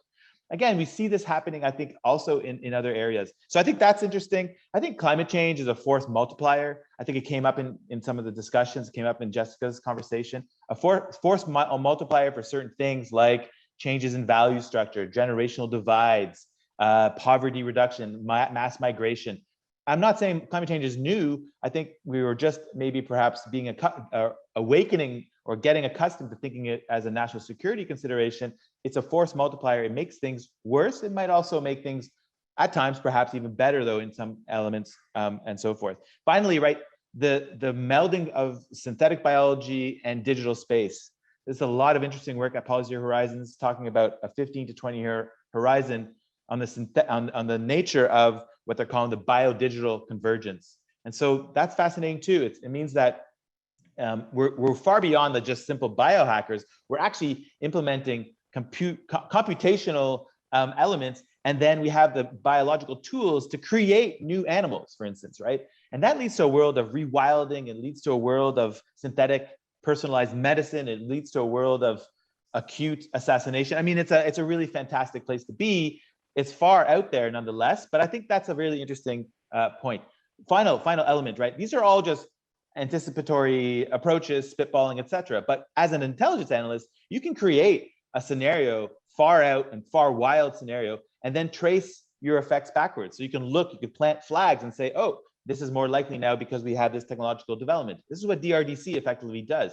They don't necessarily start backwards, but they're following through. They have different forks in the road, and they plant little flags and say, this is where we anticipate we're moving forward because of so-and-so development. So again, all these pieces go together and they help inform contemporary programming and prioritization and all the rest. Thanks, Alex. A related question here to both of you. So we're speculating about things that could happen in the future in a very general, but ultimately in a specific way. When we had Eric Dahl yesterday as our lead speaker, he really talked about how does forecasting or warning become relevant to decision makers. So part of the answer is, well, it has to be specific enough to do something about what you're being warned about. But of course, we're talking about something quite different here. We're talking about a culture in which decision makers welcome longer term strategic forecasting. Do you, when either of you talk to people in the community, do you have a sense that the culture is changing, first of all, at the higher levels of the community, but does that translate, say, to the political level, which ultimately is the decision-making level? Or is this something that has to boil up within the community until it produces something that decision makers at that level can grasp? Maybe start with you, Jessica.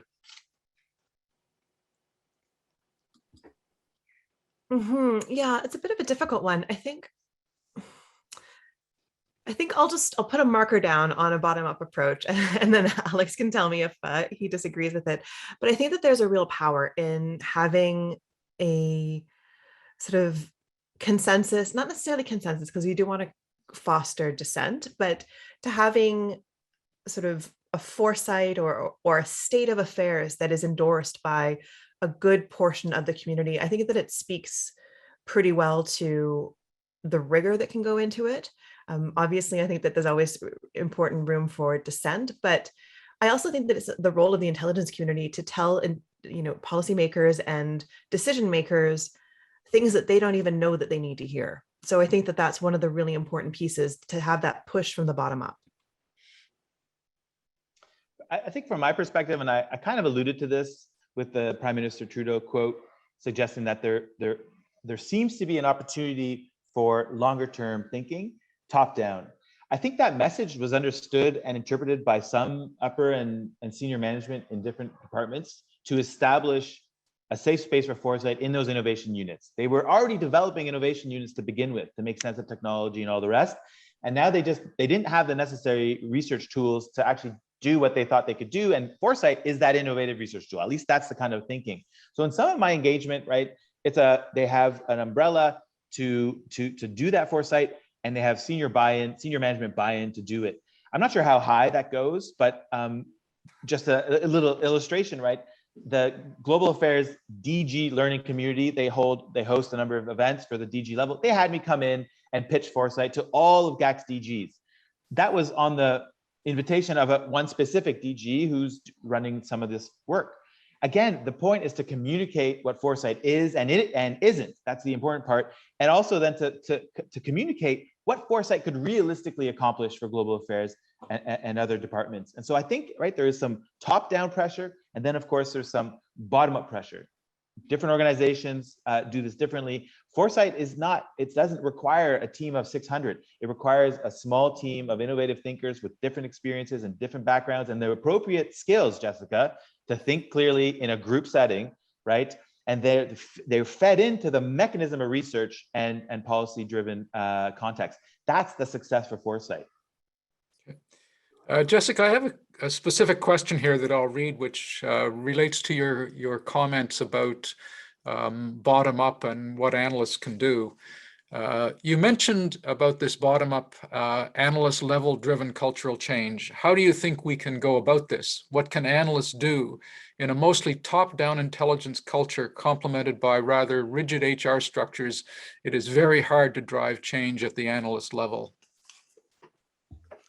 Oh, tell me about it. I know this very, very intimately from my time in government. I think there's a number of things that can concretely be done at the analyst level. I don't want to put too rose-colored glasses on it, though. I think that there does need to be sort of that management level willingness to change and interest in changing. But I think that, in the intelligence community, intelligence professionals actually a lot of the time get a fair bit of leeway in terms of how they do their work and how they engage with other members of the community. So I think these are all areas where we can start to practice the skills and develop the skills that we need for the sort of the next iteration of the intelligence community. So to make this concrete, you have to collaborate or get feedback on a paper from members of the community. How you go about soliciting that information is part of how you're building skills towards real and meaningful collaboration. Are you just sending out the paper and taking back written comments? Are you mostly disregarding those comments? Or are you having sort of structured sessions where you're soliciting that feedback, reworking the paper, having engaged conversations with people? These are all different ways to do that. The thing and the reality of this is that real collaborative work is more work. It's not easier. It doesn't make your job, a bit an easy 9 to 5. It makes your job harder. It demands more of you. It demands more skills development, but it also leads to much, much better outcomes. So, the good and the bad of that is that individual analysts can start to implement some of these changes, but it does take a lot of work, and you're going to want to have some top cover and hopefully some champions, some people who buy into this idea. Thanks very much. And thanks very much to both of you. Both of you have addressed issues which in large measure are about culture and the future culture of the community. When we come back at 10:30, we're going to talk more specifically about structures, but behind structures, again, is culture. So I probably would put a bit more weight on structure than you did, Jessica, but structure without culture is useless, obviously. The whole point is to try and give culture change the appropriate support. But I do have for you, Jessica, a very technical question, and if you can't answer it, I'll get the tech support to put it in the chat. I've had a couple questions about when this session will be available as recorded. So is there a specific timeline? And the ultimate compliment, by the way, people who have listened to it want to listen to it again. But is there a specific time limit or a timeline for putting it, the recorded version out?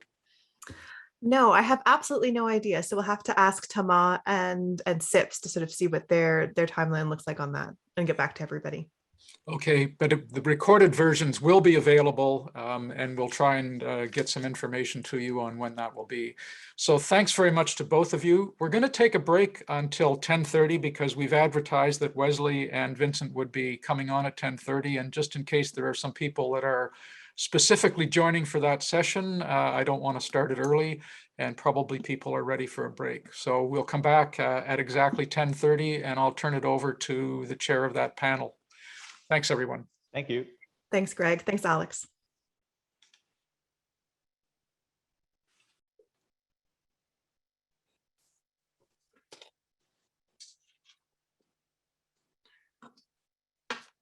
Okay, welcome back, everyone. We'll now move to panel 2, and it's my pleasure to introduce Azka, who is the president of the Ottawa University's chapter of CASIS.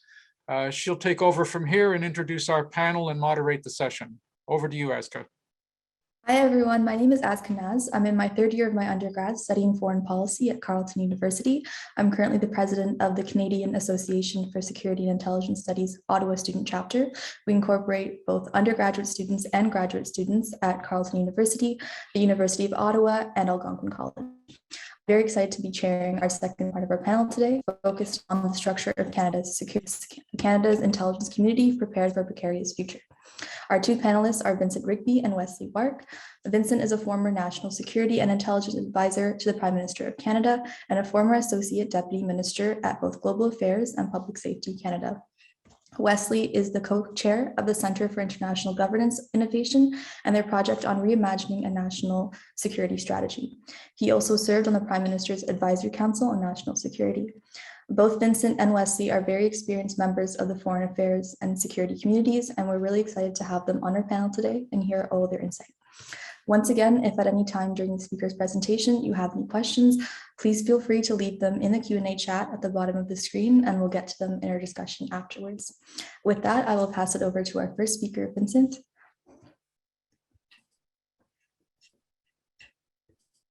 Thank you very much, Azka. Greatly appreciate those opening remarks. And thank you to CASIS, and in particular to Greg and also to Thomas for issuing this invitation to me to come and speak to you today. I'm very, very excited. I have to say it's rather ironic. I was in the public service for 30 years and never spoke before CASIS, 20 years of that career in fairly senior positions. So better late than never. Perhaps it says something about the bureaucratic academic interface. I'll come back to that a little bit later on. We clearly need to improve it a little bit, and perhaps I'm partly responsible for the state that it's in, but I'll have some views on that.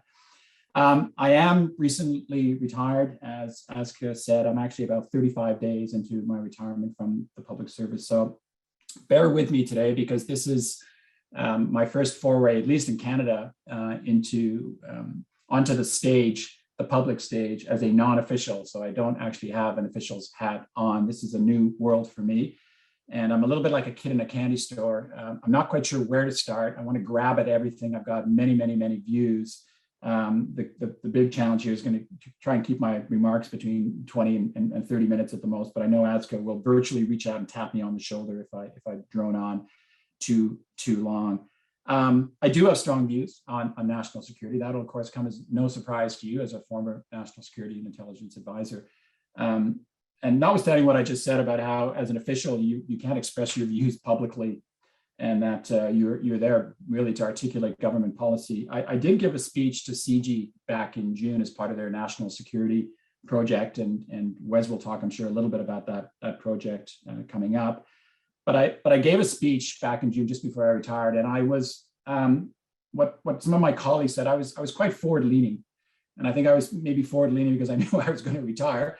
But I said some things that were meant to be provocative, and that were meant to really try and push the community, the government to think about some of these issues. And it got a little bit of publicity and some news coverage, and not a lot, but there was one paper, the Hill Times, which really grabbed it.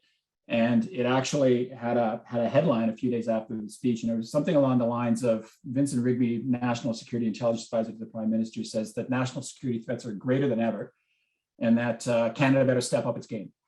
And so I wasn't naive enough to think when I gave the speech, because I did actually say those things, I wasn't naive enough to think that those words wouldn't get repeated, but I wasn't sure I was expecting them in boxcar letters in a headline. And I thought, oh boy, I'm going to get tapped on the shoulder now by somebody in PMO or in government and asked to explain just exactly what I meant by some of that, although everybody had seen the speech beforehand. And so I guess on the one hand, I'm pleased to say that nobody did tap me on the shoulder and come and ask me. But then on the other hand, I'm sort of surprised in a way that I wasn't tapped on the shoulder and nobody came and asked to speak a little bit more about this. I'll leave that with you, and it'll perhaps inform some of my comments as I move forward. What I'm going to do today is basically give the second part of the CIGI speech. So I'm not going to repeat the CIGI speech. Some of you probably had a chance to read it, or maybe even to hear it at the time.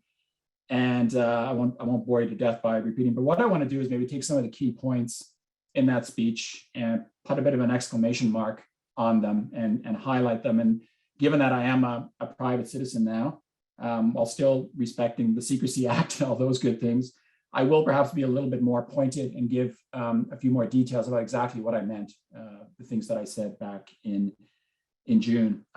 My bottom line message is still going to be that Canada does need to take national security more seriously, and it does need to step up its game. And when I say Canada, I use that word very deliberately. I'm not talking about just the government or the bureaucracy. I'm talking about everybody across the country, including provinces, territories, municipalities, the private sector, universities, research institutions, individual Canadians. We have to take this more seriously. And we have to take it more seriously, of course, to protect Canadians fundamentally.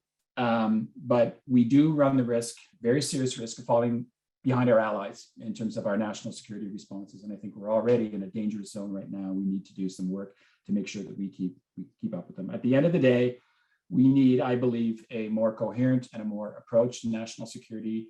There was a lot of talk in the last session, by Janice and Alex about culture. I think we need to improve the culture. Again, not just in the government, but across Canada. I'm gonna focus my remarks on governance because that's what I've been asked to speak about. So Greg, I will be talking about structures and bodies, but also about the how more generally in the way we do our work. But I do believe that form follows function. And so what I mean by that is governance structures is really about the how. And in order to understand how to proceed on the how level, you need to understand the what and the why, or the why and the what. The why comes first. The why is the threat environment. Why are we doing all of this stuff? Because the threat environment is such as it is. And the what is actually, what are we going to do? And the what is very much about the policy or the strategy and what we want to do in terms of response. So I'm going to not spend a lot of time on the why and the what, but I think we at least have to make some passing reference. So on the threat environment, I know you had a good discussion the first day on this, and I went into a fair bit of detail at CIGI back in June, and Daniel Jean, I think, was one of your speakers, and Trish Getty's a former colleague of mine, a great colleague at CSIS, talked about it.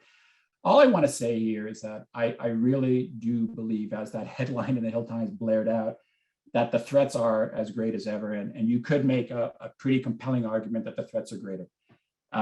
We are experiencing some pretty seismic political and economic shifts, and I feel that we are facing a very complex combination of new and old, and I put quotation marks around the new and old, national security challenges. I've used the term inflection point.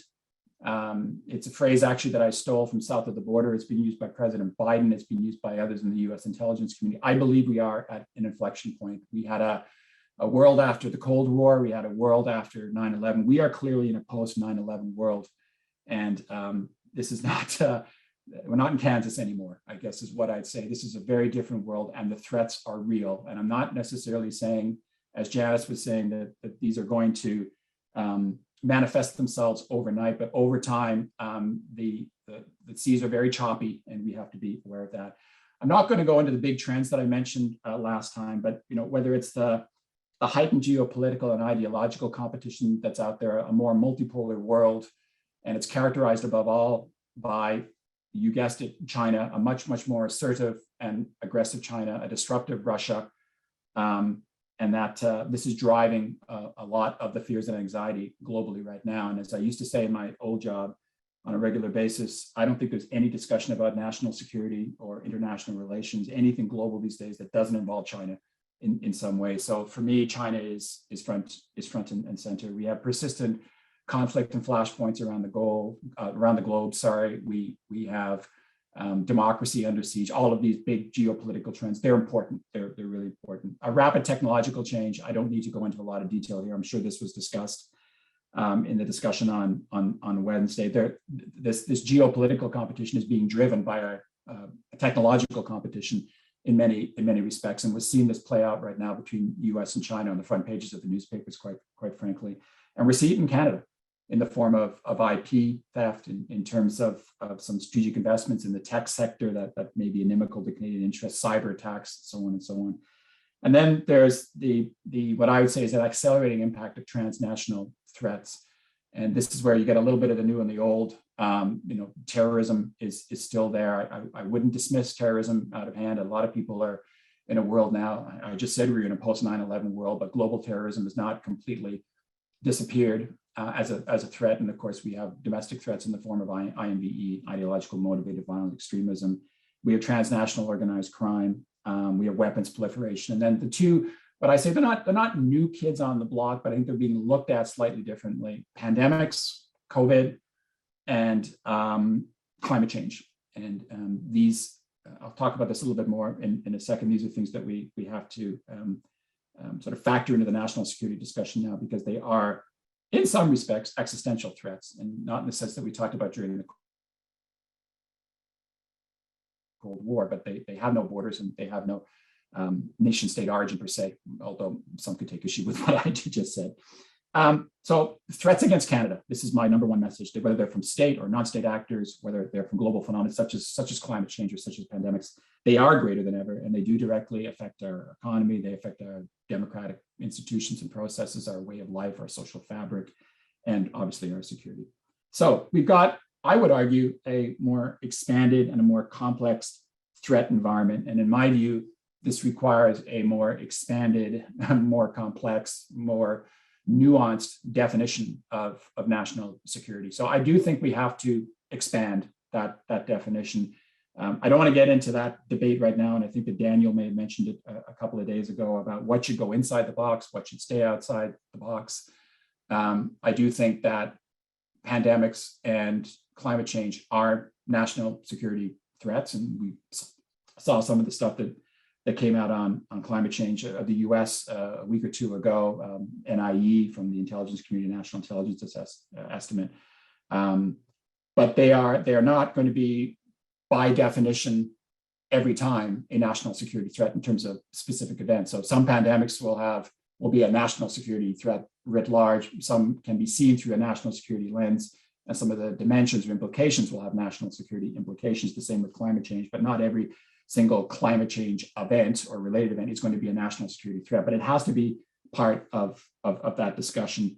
And we saw the beginnings of it perhaps in the Liberal campaign book when it said that the NSIA should maybe take on some of the security implications of national security. And we're seeing it also with this talk of a NATO Center of Excellence in Canada with respect to security and climate change. So if we do agree that we need a broader definition of national security that captures this evolving threat landscape, then to me, it makes sense that we have a very comprehensive response. That's not just whole of government, which is an old term now, used back in the 90s and early 2000s, and the one that's whole of Canada. And I know for some, the whole of Canada phrase has become somewhat hackneyed as well. But I'm sorry, in this context, I think it makes sense. So it's not, again, as I said at the beginning, about the government of Canada, the federal government, or the federal bureaucracy. It's about all those other elements that I mentioned earlier, the municipalities, private sector, and so on. And so in order to have that whole of government response, or whole of Canada, sorry, what do we need? Well, I think we need three things. We need the right strategies and policies to be in place. We need to have the right tools and authorities for specific agencies and departments and actors to carry out those strategies. And then we actually need the governance, the structures that can employ those tools in the most coordinated and effective fashion. But this is my second message before I get into the governance. I do believe that we need to start with strategy, and we do need to start out with a clear articulation of what our national security policy is. We have not had a national security policy or a national security review since 2004. It has been 17 years. We've not had a foreign policy review since 2005, or a formal foreign policy statement since 2005. We've had speeches, et cetera, but not a formal statement. And of course, for me, national security, foreign policy, the domestic and the international, two sides of the same coin. What is interesting that in the first mandate of the government, we had a defense policy statement and we had an international assistance policy statement. I worked quite closely on that when I was at GAT, but we don't have that broader framework. And I think it is missing.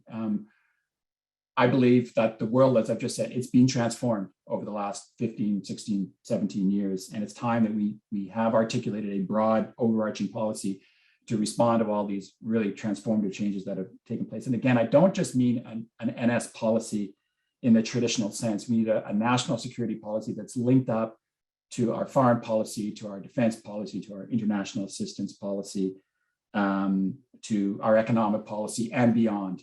And so it can't be an isolated beast. We've got to leverage all of our tools, diplomacy, international assistance, military, police, intelligence, and we have to do it both at home and abroad. It's a false dichotomy that national security is a domestic issue. It's not just a domestic issue, it's about international security as well. And it has to really not just be the traditional core departments that are in the national security realm, but more broadly across government. And so I'll come back to that a little bit later. And we need to use all our tools in all of these different departments and agencies, again, to reflect this broader definition of national security. And I would hope that this policy statement or strategy, if it is articulated by a new government, that it does pave the way for a very serious discussion about the authorities and tools as well. And I think we need that.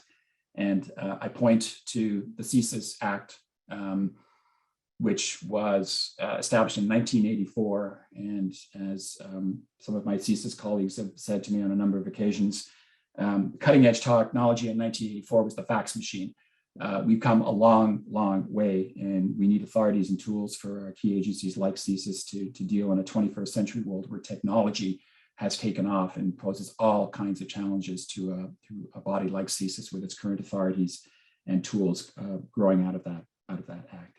The final thing I'll say on any kind of a review or a new national security policy or strategy is that, again, it needs to be integrated, and I would strongly advise any new government that they look closely at what the British did during a pandemic, no less, in doing a fully integrated review of their security, defense, foreign, international assistance, and pulling it all together, fully joined up, and reflecting, again, all the different tools that need to be required, but also this broader definition of national security. I had a lot of conversations with my UK colleagues when they were pulling this together. It was tough to do, very tough to do.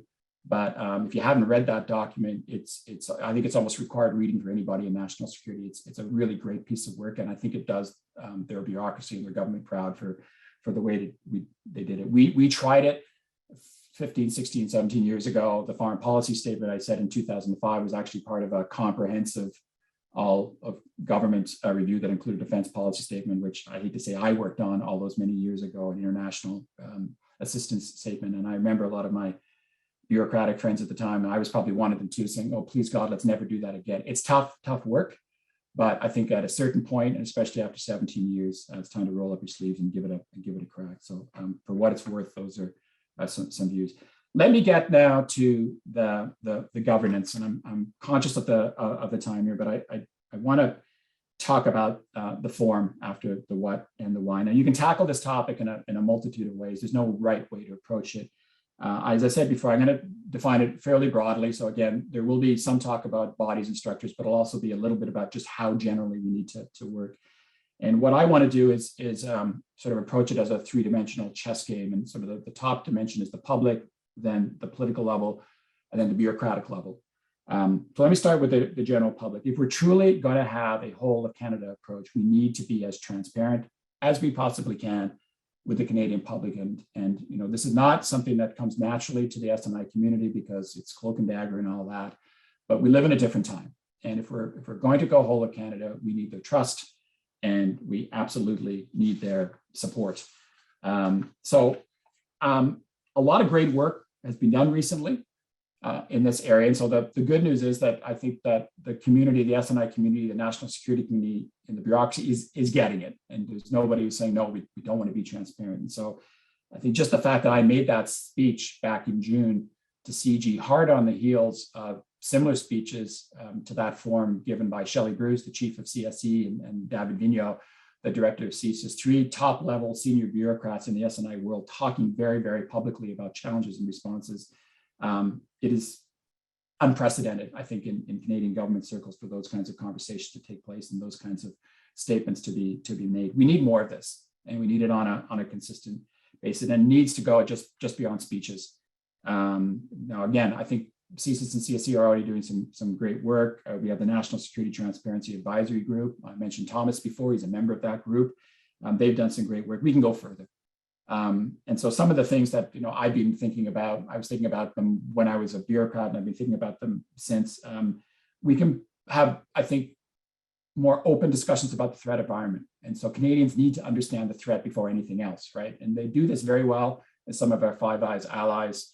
They do it very well in the US, regular threat assessments that are made public, national intelligence estimates, as I said just now, with respect to climate change. It would be nice to see in Canada regular public threat assessments every year, every 2 years. We used to have a terrorism threat assessment.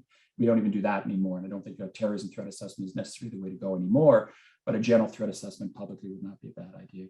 I know that Alex and Janice talked about intelligence before, and about intelligence priorities. All of our Five Eyes allies publish their intelligence priorities. Now, granted, at a very, very high level, we're not going to get into details publicly. I think that's something that Canada can certainly consider at a high level, putting out our intelligence priorities, and gives a sense of the kind of things that we're focusing on that inform our decision making. I think also we can take the review agencies who have done great work over the last number of years, and I'm a big fan of the review agencies, notwithstanding some initial teething issues as they came into being, and as much from the bureaucratic side as their side. But whether it's NSI-COP or NSIRA, the National Security Intelligence Review Agency, or the Intelligence Commission, they've done great work. But they do these great reports, and they're first rate, especially on the NSI cop side, and they give them to the government, and they kind of go into a black hole, and you don't hear anything out. And don't get me wrong, the bureaucracy is beavering away in responding to those recommendations, but why not have a public response to those recommendations? It would probably have to be redacted and carefully reviewed before it's made public. But I think it would be nice to see the public side or the government side in a public way and how it's responded.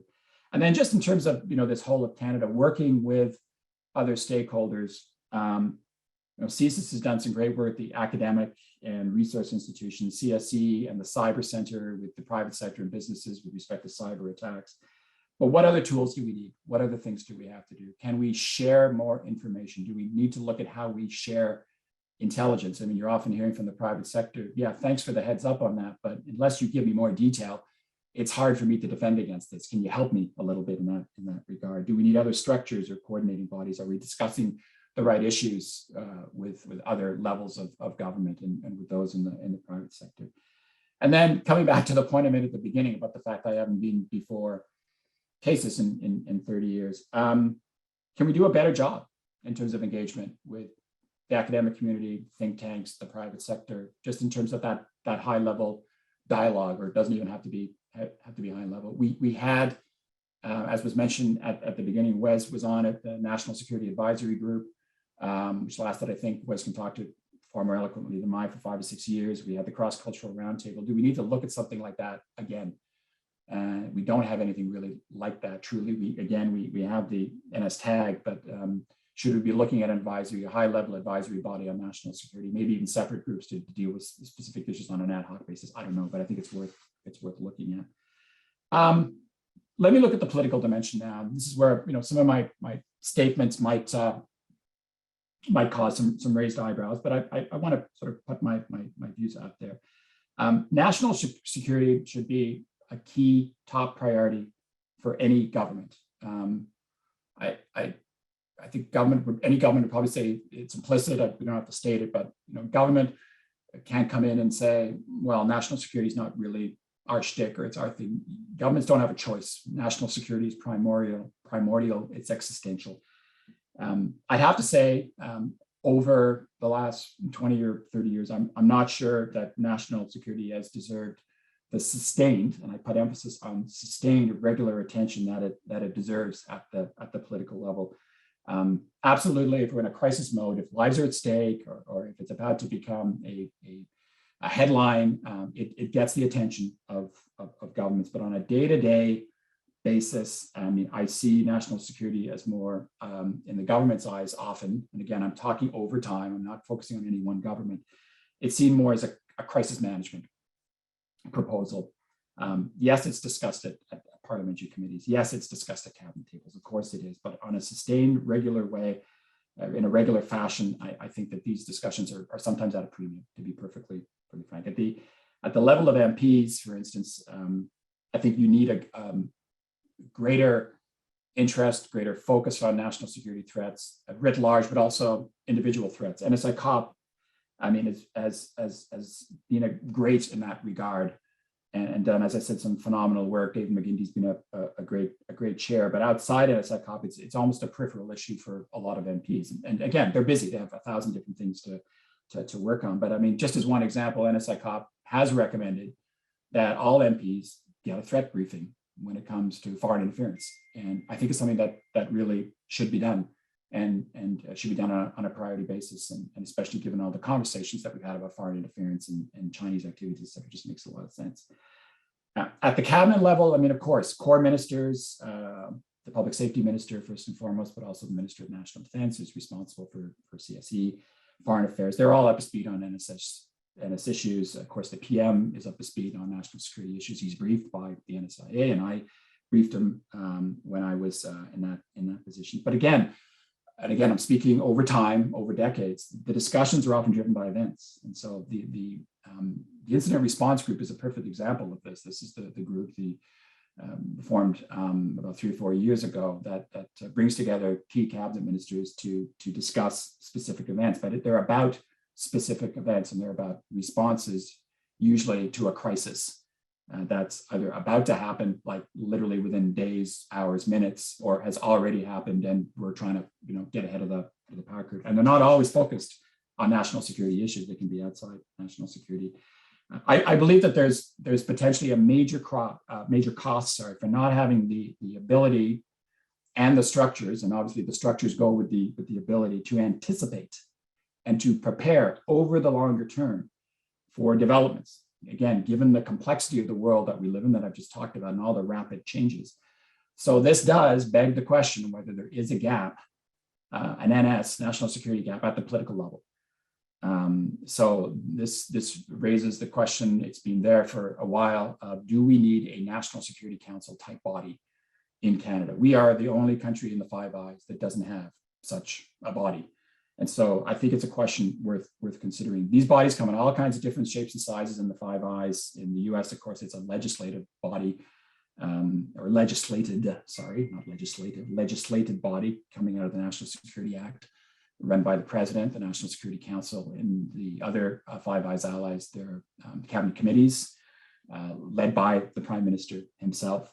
And what they do is that they allow the PM, the President in the US case, to come together with his closest advisors on national security issues, get briefed together, intelligence briefs, and then to discuss operational responses, strategic responses, not only to short-term crisis, but to long-term challenges. I mentioned at the beginning, China, having those long-term discussions on big issues like that about where we want to go and that warrant government attention.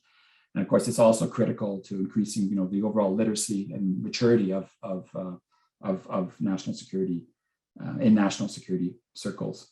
And it's interesting that in some of these other countries, in the US, for example, they're strengthening their national security bodies. They're strengthening their national security councils. In the US and their NSC, they now include the Office of Science and Technology, the head of the Office of Science and Technology, and also the administrative USAID, which is the Agency for International Development. Again, what does that show you? That they understand that broadening definition of national security. So what form it might take in Canada, whether it's a cabinet committee, whether it be legislative, which might be more challenging in a Canadian context, I think it's at least worth a discussion, and it's at least worth some more thinking. And we were starting to think some of these through at the bureaucratic level when I was still there, but I hope that it's at least given some thought as we move ahead. Okay, I'm going on way too long. I'm going to finish off now with the bureaucratic dimension. And so I think, as everybody knows, there's sort of three sort of concentric circles, I'd say, to the S&I community. There's the inner core, which is CSIS, CSE, defense and CAF, public safety, PCO, et cetera. RCMP is a big body there as well, CBSA. Then beyond that core group, there's a growing number of departments and agencies with a very direct nexus to national security. So as I just said, there's ECC, Environment and Climate Change Canada. There's ISED, Innovation, Science and Economic Development, Health Canada, obviously coming out of the pandemic, natural resource and so on. And then there's a third concentric circle, which is kind of everybody else. It's a large community. Not as big as the one in the US, obviously, but given the dynamic and global nature of all these national security challenges that I've talked about, on any given day, any one of those three concentric circles could be involved in the discussion on national security. And so this is the key point. I think Janice kind of made it on the intelligence side. We need to ensure that the broad swath of the bureaucracy and government writ large, every department across government, understands national security at some level, and they understand the national security nexus to their own business inside their department. And this in particular, this is where I want to say just a couple of words about intelligence. This means information shared across a wide swath of government territory, but also means strengthening the connective tissues between those departments.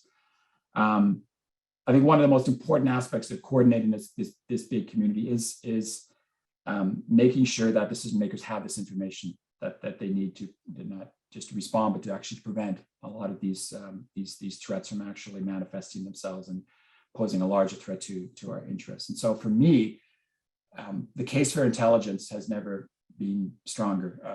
There's occasionally you'll see a comment out there that in a world where so much information is public now, And so much is out there. Why do you need intelligence organizations? Well, you don't just need intelligence information or intelligence analysis to focus on the secrets, the top secret, sexy stuff, the smoking guns that you get through SIGINT and things like that. But you need intelligence to analyze and to synthesize all that information out there, including open source. And I agree with Janice, we need more open source work, but pulling this all together to help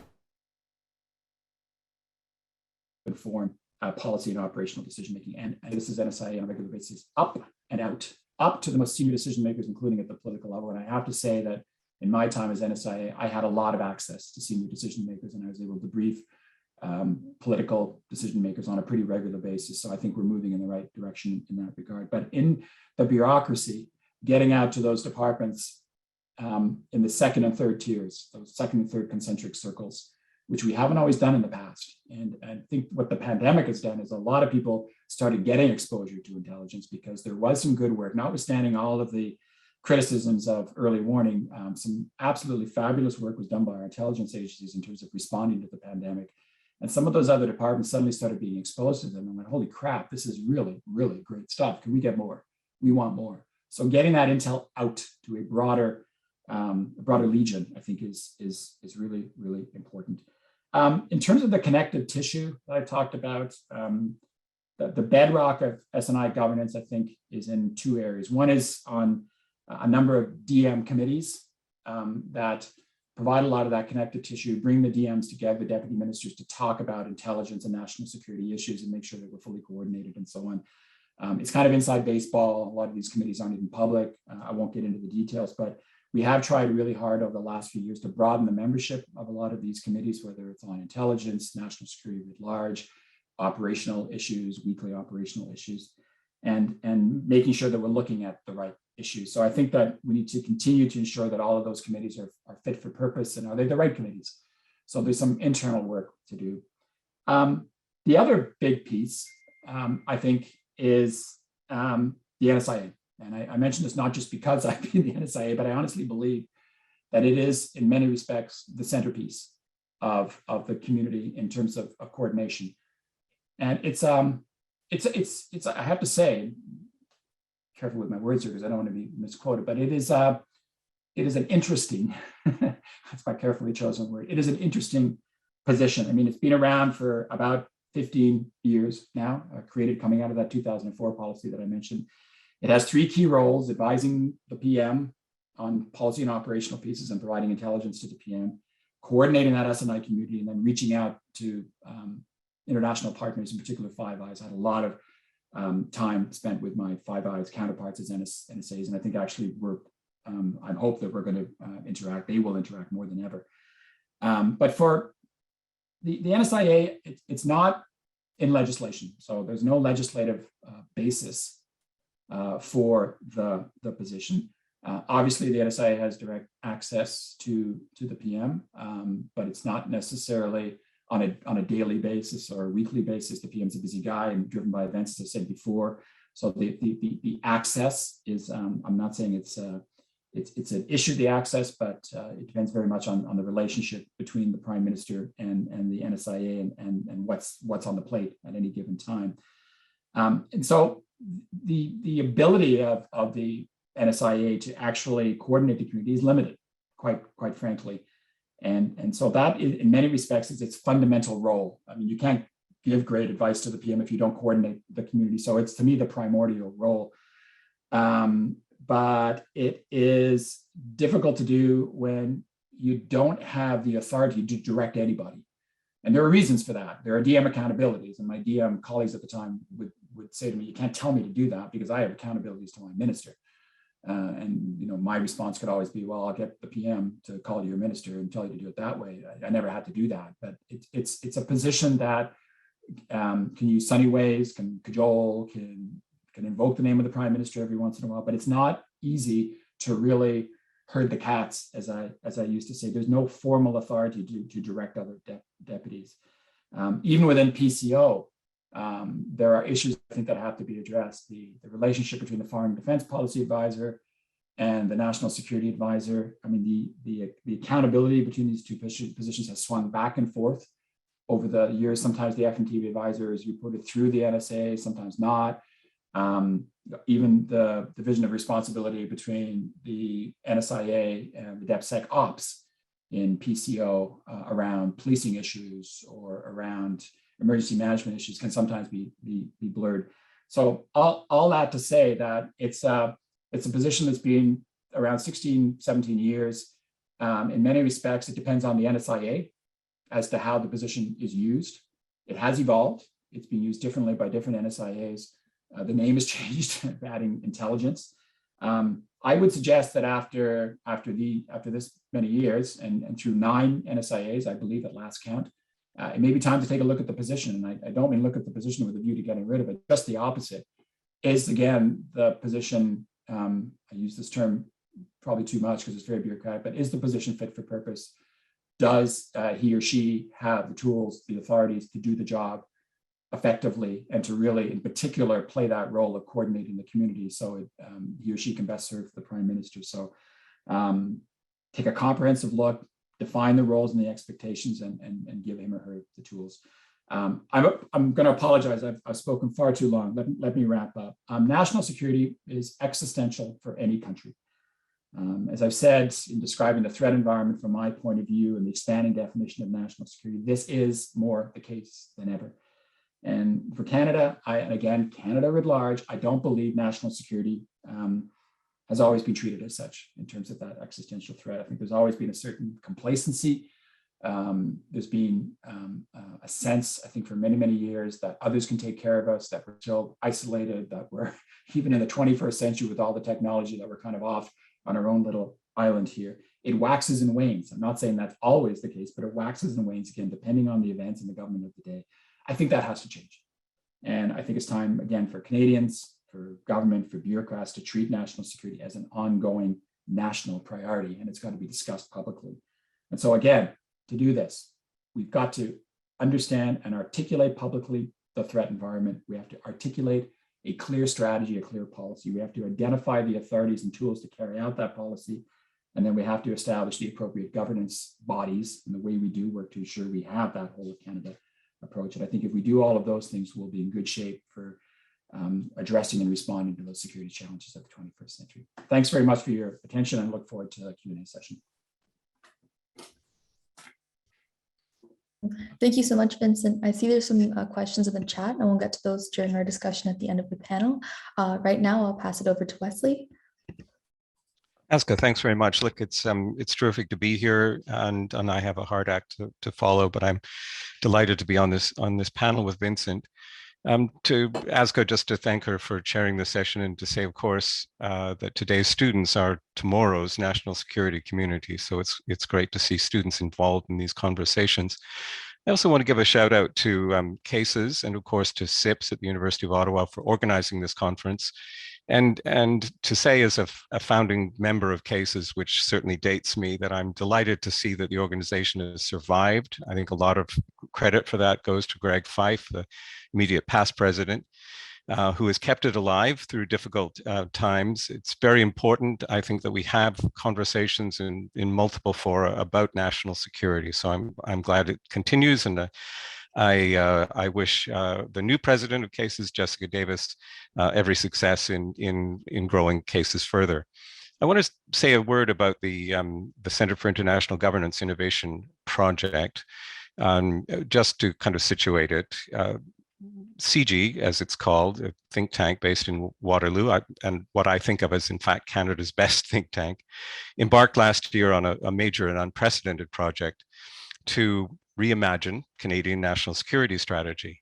And this project has involved work on 10 thematic issues, engagement with over 250 experts, both Canadian and international, in working group discussions, and strong interaction with senior officials in the security and intelligence community who have been very generous in providing their own perspectives while respecting the integrity and independence of the project and its reports. The fruits of this project are now being published online on the CIGI website, cigionline.org, and have often been accompanied by op-eds in the national media by the authors who put together the theme reports. And if anyone of you who are tuned into this session or watch it subsequently in its recorded version are interested in further information about the project, please visit the CIGI website, or you can even send an email to us, and we have our own email inbox, nss@cgonline.org. As the title of the project suggests, it's rooted in a firm, in fact, passionate belief that Canada is facing a new and unprecedented national security environment, and that there is a need for significant change to how we think about national security policy and how we organize to meet these new challenges. And here, of course, I'm echoing sentiments that Vincent Rigby has just spoken to. CIGI will publish a capstone report on the new security environment during the week of December 6th. And we welcome a broad readership and a deluge of comments, I hope, on that report. I would say, just as a final note about the project, that the experience of working on the project as one of its co-directors has been wonderful, and has convinced me of a number of things, including the willingness of government officials to find better ways to engage with outside experts and stakeholders, the passionate interest of many experts and stakeholders in advancing national security thinking in Canada. And to that, I would add, on a slightly downbeat note, the challenges we face in raising the level of even expert and certainly public discourse on national security. So we have a long upward road to climb on this, I think, but there's some excellent beginnings that have been made. Now to the substance of my report. We have, in my view, confronted a profound national security crisis over the past 2 years. COVID-19 has been, to paraphrase British scholar Larry Friedman, our decade's 9/11, and we must learn from it and use it as a prompt to adapt to a changing threat environment. We need to transform our national security system, not just to meet the demands for a greater understanding of health and biosecurity threats. There are a host of other new challenges that have emerged, including increasing our understanding of geopolitical threats centered on China, as Vincent has remarked, of climate change security impacts, of the implications of technological change as an enabler and a disruptor, and of economic security concerns for Canada. As Daniel Jean stated in the opening session of this conference, the national security system will need to establish where it can add value to our understanding of this new set of threats. The question cannot be whether the national security system has a role to play in meeting these new threats. It can only be to determine what an optimal role should be. This is going to take, I think, a lot of hard thinking, and it's going to take a willingness to embrace rather than resist change. The status quo will not cut it. So what would a change agenda look like? And this is really the substance of my remarks today. From where I sit, it would involve 4 main areas, and many of these have been discussed in various ways throughout this conference. One area is changes in governance of national security. A second is changes in strategic thinking. A third regards, it would be changes in capabilities for the national security system. And then finally, changes in public and stakeholder engagement. I won't be able to explore this menu in any depth, so I'll take some pot shots, which are meant to be provocative. First, on changes in governance, I would say our current national security system is not fit for purpose. There's been little change to it since the years immediately after 9/11, which culminated in 2003, 2004, in the creation of the Department of Public Safety, the creation of the Canada Border Services Agency, the establishment of ITAC, which was originally called the Integrated Threat Assessment Center and then became the Integrated Terrorism Assessment Center, and the Office of the National Security Advisor, subsequently, as Vincent has indicated, the NSIA, National Security and Intelligence Advisor. This structure is still too siloed, too decentralized. It lacks political attention and leadership at the top. The greater integration actually called for 17 years ago in the national security policy has not been achieved. A culture of intelligence, which would ensure that intelligence products are properly integrated into decision-making, is weak or missing. Organizational change stemming from a comprehensive review of our current system is, I think, needed. There are many good models out there among our allies, as Vincent has indicated. So work on that front. Changes in strategic thinking.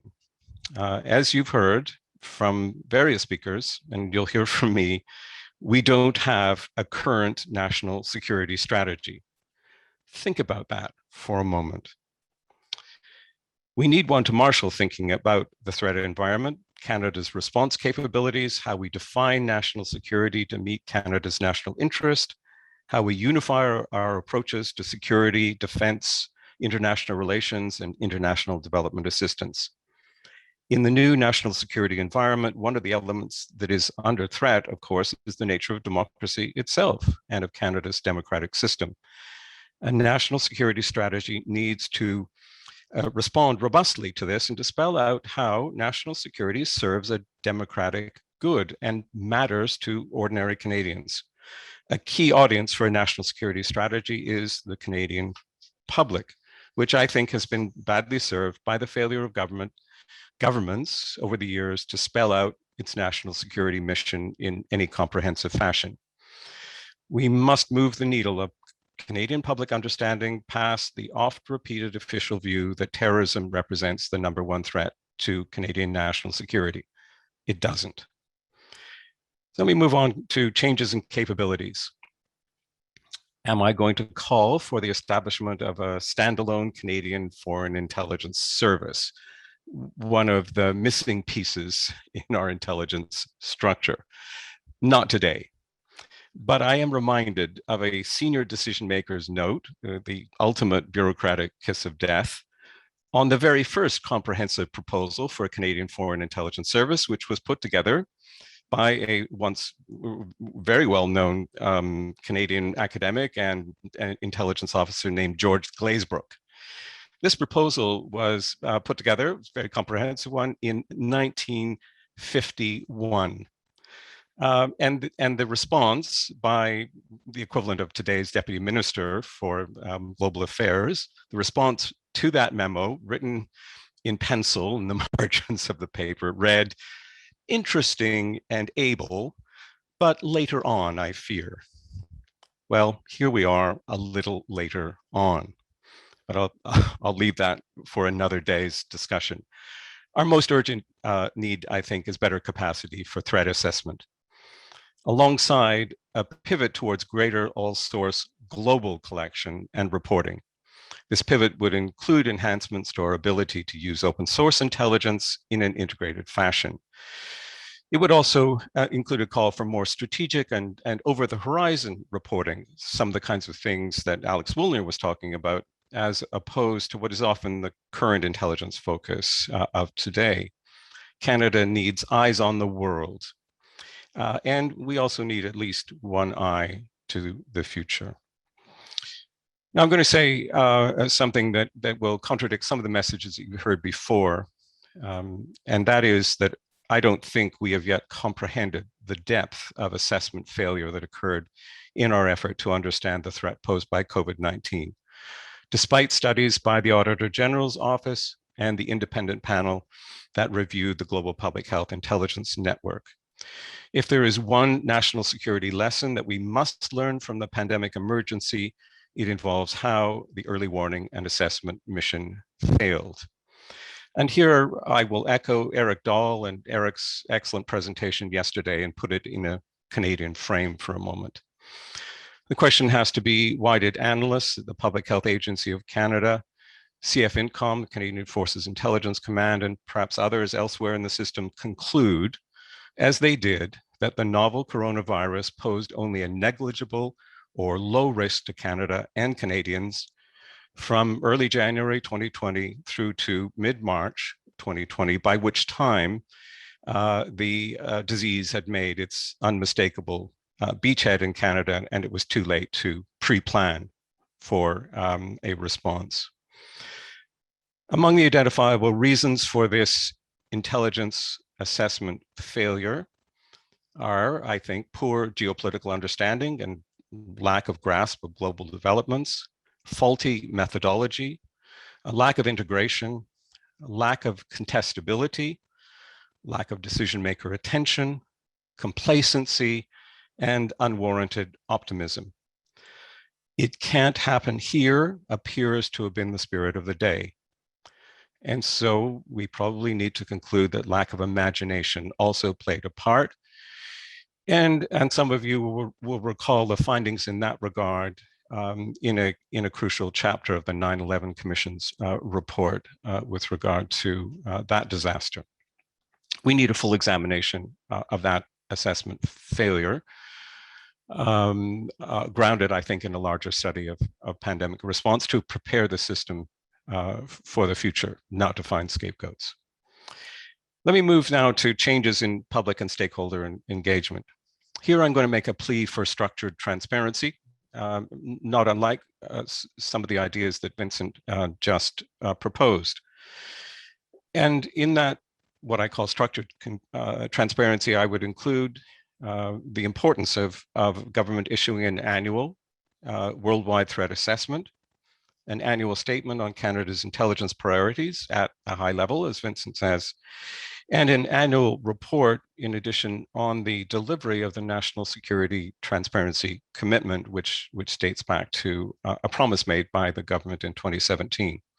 This would all be in aid of greater public awareness and understanding, which is crucial in a modern democracy, particularly one that is under direct threat itself. A second plea is the need to actually do something about a problem long recognized and talked about, the inability of the national security community to come out of its bubble and properly engage and utilize academic and private sector stakeholder expertise. We just don't have any working model for this, and we need one. Given the complexities of the new threat environment, there are just too many issues that the national security community will not be anywhere close to self-sufficient about. And I think they recognize that fact. So we just need to build the model for engagement. I'm certainly not calling for outsourcing, which I think would be a bad idea, but I'm also not calling for more ad hocery, which currently describes our efforts. We need a system that will allow for sustained circulation of people and ideas into the national security space. This will be particularly important when it comes to understanding fast-paced technological change. Who among us understands this truly, and its implications for national security?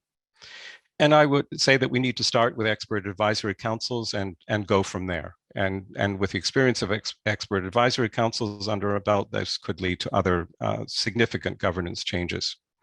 So there's a big agenda for change here and a window of opportunity to make it happen across all of these issues that I've talked about. So I'm going to end by giving you a quote from Machiavelli, our astute Italian Renaissance guide to the ways that leadership can falter or fail. So here goes. This is from The Prince. Machiavelli wrote, "It must be considered that there's nothing more difficult to carry out, nor more doubtful of success, nor more dangerous to handle than to initiate a new order of things.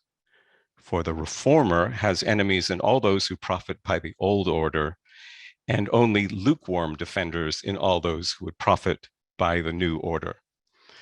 End of quote. So I hope we can prove Machiavelli wrong about that. Thank you very much.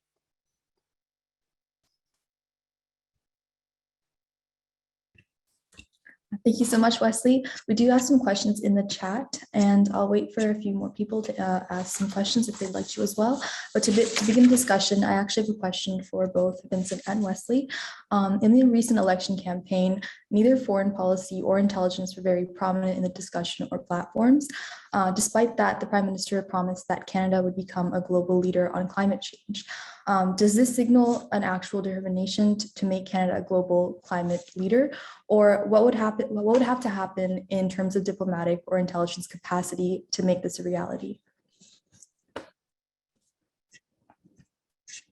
Vincent, I'll defer to you first. Thank you for the question, Azka. And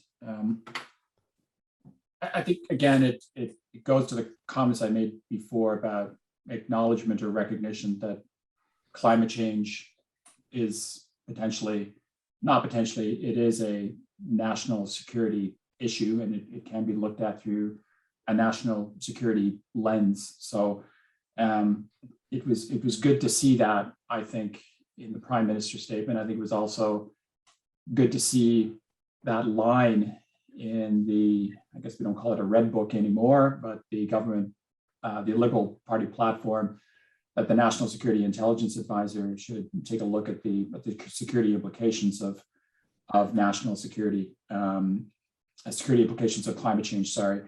And so what that exactly means, how that's going to be carried out, how you implement it, I'm not sure. I'm not part of the bureaucracy anymore, but I think that's a welcome development. And you know, if I had any comment on it, I'd just say it perhaps needs to go beyond climate change, and maybe there's a role for the NSIA with respect to pandemics, et cetera, as well, in terms of the national security implications of some of these larger phenomenon. I think it's also good to see what the government has done, as we've seen in the last couple of months, or couple of weeks even, in terms of the NATO Center of Excellence with respect to climate change and security, and some of the work that's being done with the Dutch. So that's another very positive move, positive step.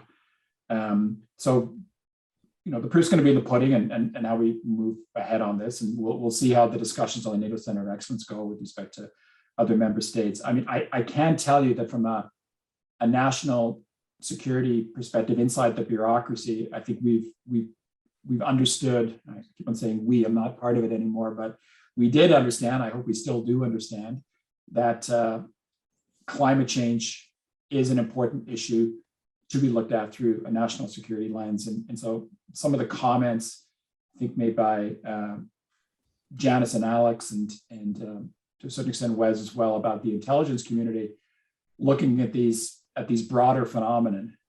I mean, I can tell you that's being done.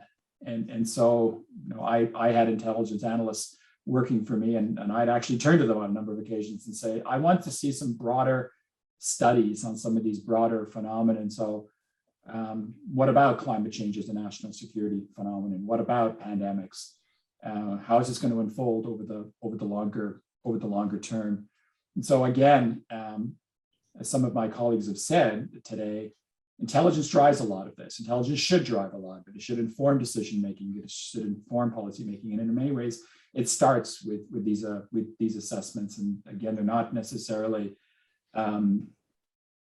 super top secret sensitive intel. It's a broad strategic analysis, and so we need to continue to do that. I think we need to work with our allies on a lot of these issues, because especially these transnational issues, which affect all of us, not just in the Five Eyes community, but beyond that really can directly impact us. We should all be talking together about them. And you know, we do, in the Canadian intelligence community, we do joint assessments with our Five Eyes partners, and things like climate change and pandemics, where we're all struggling with this. And Canada was not the only country from an intelligence perspective to struggle with pandemic and early warning. We should all be looking, I think, together at the broader geopolitical implications and the national security implications of these issues. So to answer your question, yes, I think Canada can step up and play a role here. The national security element of climate change, and we're already doing it in the S&I community. The bureaucracy has been doing that, and I'm pretty confident they'll continue to do it moving ahead. Great, thank you. So I'm going to start with some questions from the chat. This one is for Vincent. To what extent do you think terrorism and ideologically motivated violent extremism overlap, and to what extent are they different? Terrorism and IMVE? Mm-hmm. Well, I would say that ideologically motivated violent extremists are a form of terrorism. That's the short answer. And that you have different terrorist strategic threats. There's global terrorism in the form of ISIS or Al-Qaeda and their offshoots all over the world, regional organizations, et cetera. And then there's what we call the vernacular homegrown terrorism, and that would be ideologically motivated violent extremists. And so that is by definition a terrorist phenomenon, and there are terrorist groups when they go from mere messaging to actual violent acts or threats of violent acts. So that is a form terrorism. It's sort of two sides to the same coin, if I can use that phraseology again. Just maybe take this opportunity to sort of respond to something that Wes said, and I totally agree. I was the one who said in my opening remarks, we are in a post 9/11 world, and terrorism is not necessarily the number one threat at the moment. And I would like to think that in any policy statement or intelligence assessment that is made public, that we clearly identify what the top threats are. We have to prioritize those threats. But I would not dismiss, and I know that Wes wasn't doing this, but I just want to make it clear, I would not dismiss terrorism as an ongoing threat, both in terms of global terrorism, and I think we know that ISIS and Al-Qaeda, their capabilities are being degraded without a doubt, but they are trying to invoke a resurgence of some sort, and I know that our intelligence people are watching that carefully, but also at home. And so the IMVE phenomenon in the 21st century, post-pandemic or during the pandemic, we've seen manifestations of it in the chat. We've seen what happened in the United States. The United States has actually come out with threat assessments and policy statements on that domestic threat. And we all saw what happened in January 6th in the United States. So this is one of the great challenges for government and for the S&I community, is that there are so many threats out there that you can't take your eye off the ball for any of them. So yes, we have limited resources. You're always going to have to prioritize, but I'd be very, very reluctant or careful about saying, you know what, terrorism, just sort of push it over to the side here, and you know, maybe it'll pop up from time to time, but we can basically take our eye off that ball. We can't take that eye off that ball at all. Thank you. Another question to build off that was asked was, why do we think of jihadism as global and IMVE as domestic? And would examples of certain Canadian extremists traveling to Ukraine, for example, not suggest that IMVE is also becoming increasingly transnational? I think that's absolutely right. And so I probably shouldn't have made it sound like they were hermetically sealed and that you've got domestic versus international terrorism. So I'm sorry if I gave that impression. I didn't mean to. There can be connections between them, and it's very hard. I remember having this discussion in my old job with very, very, very senior people within government about the dangers of nomenclature and defining groups to the exclusion of others, and IMVE even as a term. How accurate is it? Domestic terrorism, global terrorism. It's a tough business. Without a doubt, you have homegrown terrorists who are inspired by the jihadist message, and so they might be domestic terrorists in a way, in the sense that they are Canadian citizens living in Canada, but they're inspired by global messaging and by global ideology or fundamentalist ideology that's emanating from groups overseas. At the same time, on the IMVE front, absolutely. I mean, I think that we've stated this publicly. I believe that some of these groups are in different countries. They're talking to each other, and some of the groups that were listed earlier this year. As a retired public servant, my memory is going now, and so I have to think back to when this was. But earlier this year, I believe when we listed some terrorist entities, there were groups in Canada, but there are also global groups and groups that we believe are talking to each other, whether it's groups that are in Russia or in European countries or in the United States, and that they obviously are inspired by one another and they keep in touch with one another. We've seen some concrete examples of that recently. So absolutely, it's there's no clear, hard, rigid line between domestic, international, but also the different groups within those two broad categories. Perfect, thank you. Another question that was asked was, why haven't we updated our national security policy, and what was the reason for such a long gap over 17 years? And are there any barriers or obstacles we're currently trying to get through?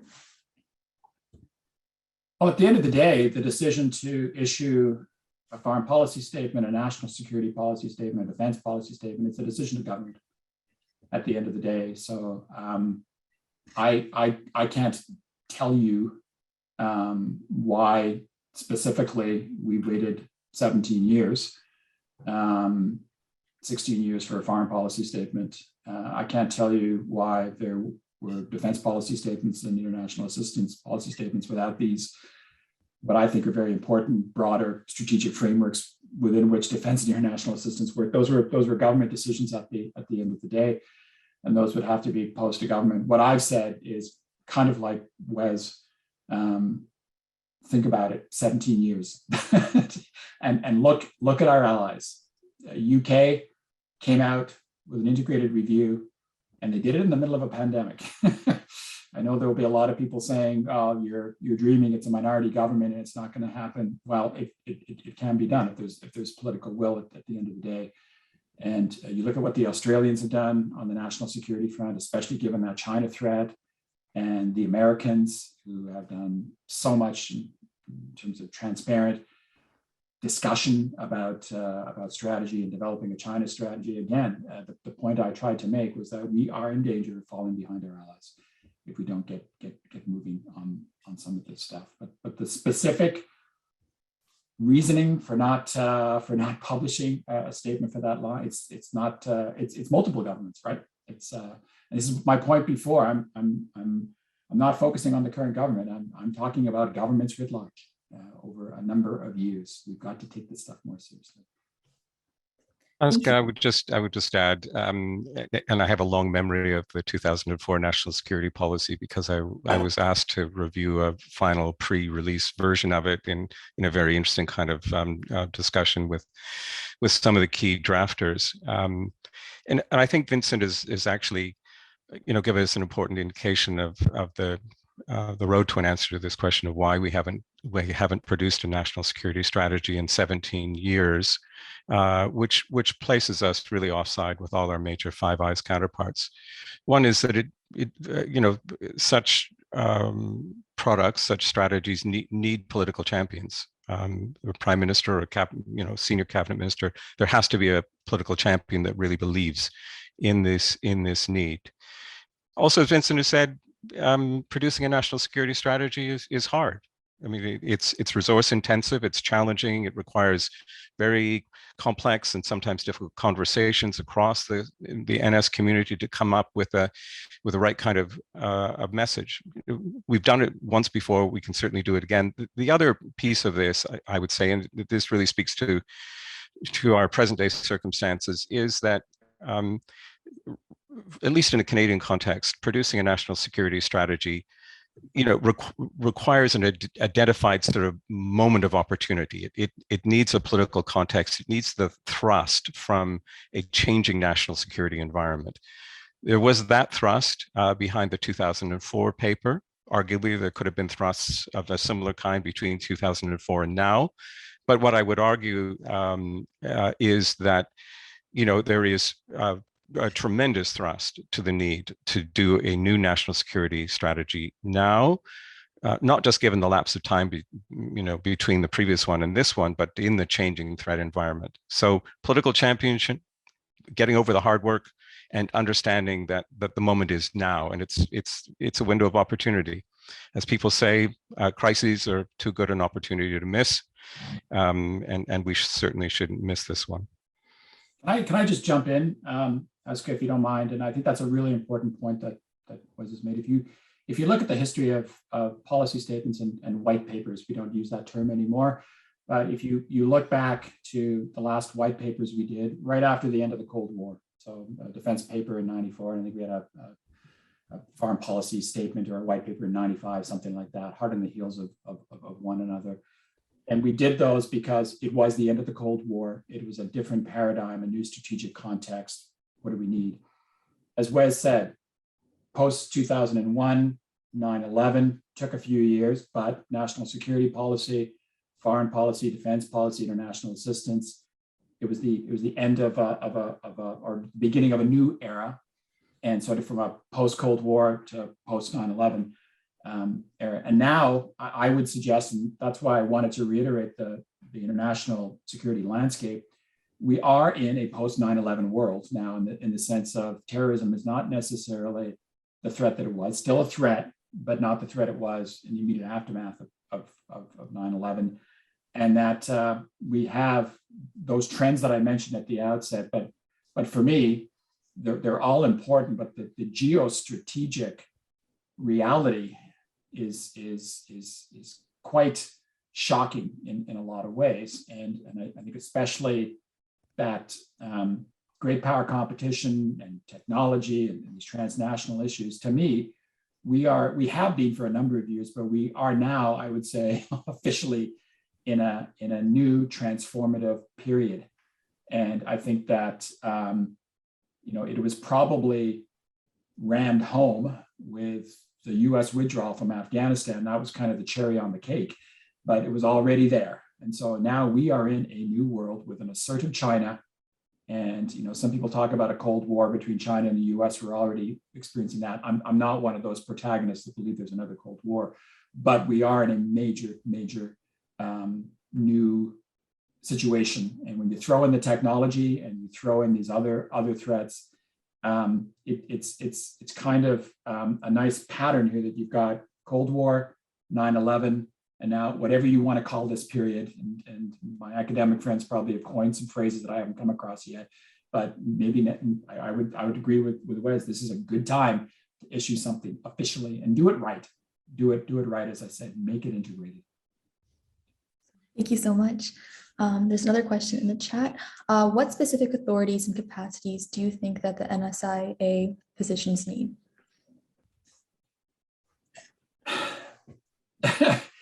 I know when I was in the middle of the job, there were times when I would have loved to have been able to wave a magic wand and get everybody to do what I said. That unfortunately is not living in a world of reality. I'm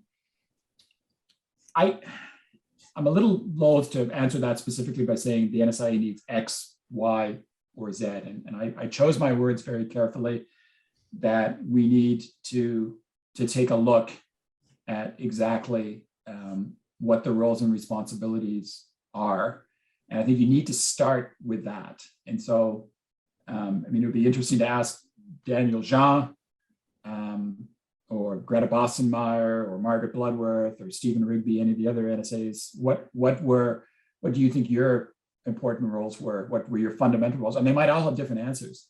And so for me, before you get to the authorities and the capabilities and the specific tools, I think you need a question about what is your NSIA? What is the fundamental role or roles of that position? So I said my three were supporting the Prime Minister directly, the community, and working with allies. I'd be interested. I'm not sure you get the same answer from all three. So let's start with that.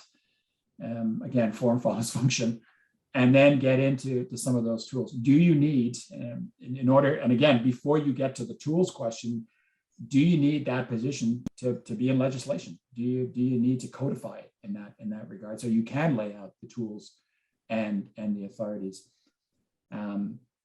So when you get to the actual tools and what do you need, all I'll say on that one is it's a delicate balancing act, and you can't have an NSIA necessarily who can run roughshod over the community and tell all deputy ministers, this is what you are going to do, and I have authority to direct you, because again, they have their own accountabilities to their ministers and their own roles and responsibilities. So it's a very delicate balancing act. And so finding that sweet spot between where we are now, where there are very few direct authorities, to where you have an NSIA who could be more directive.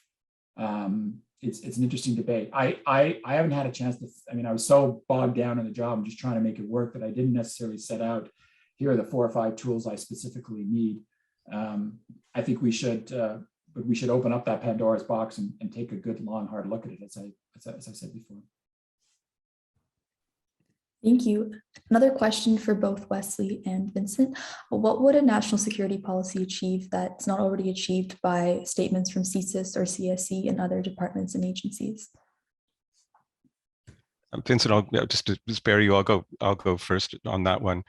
The idea of a national security strategy is to speak to national security issues and not to speak specifically to the missions and mandates of individual departments, even key ones like CASIS and CSE, who have made important public statements about the threat environment as they see it, as it relates to their mission and mandate. And that's fair enough, and I wouldn't want to see that stopped.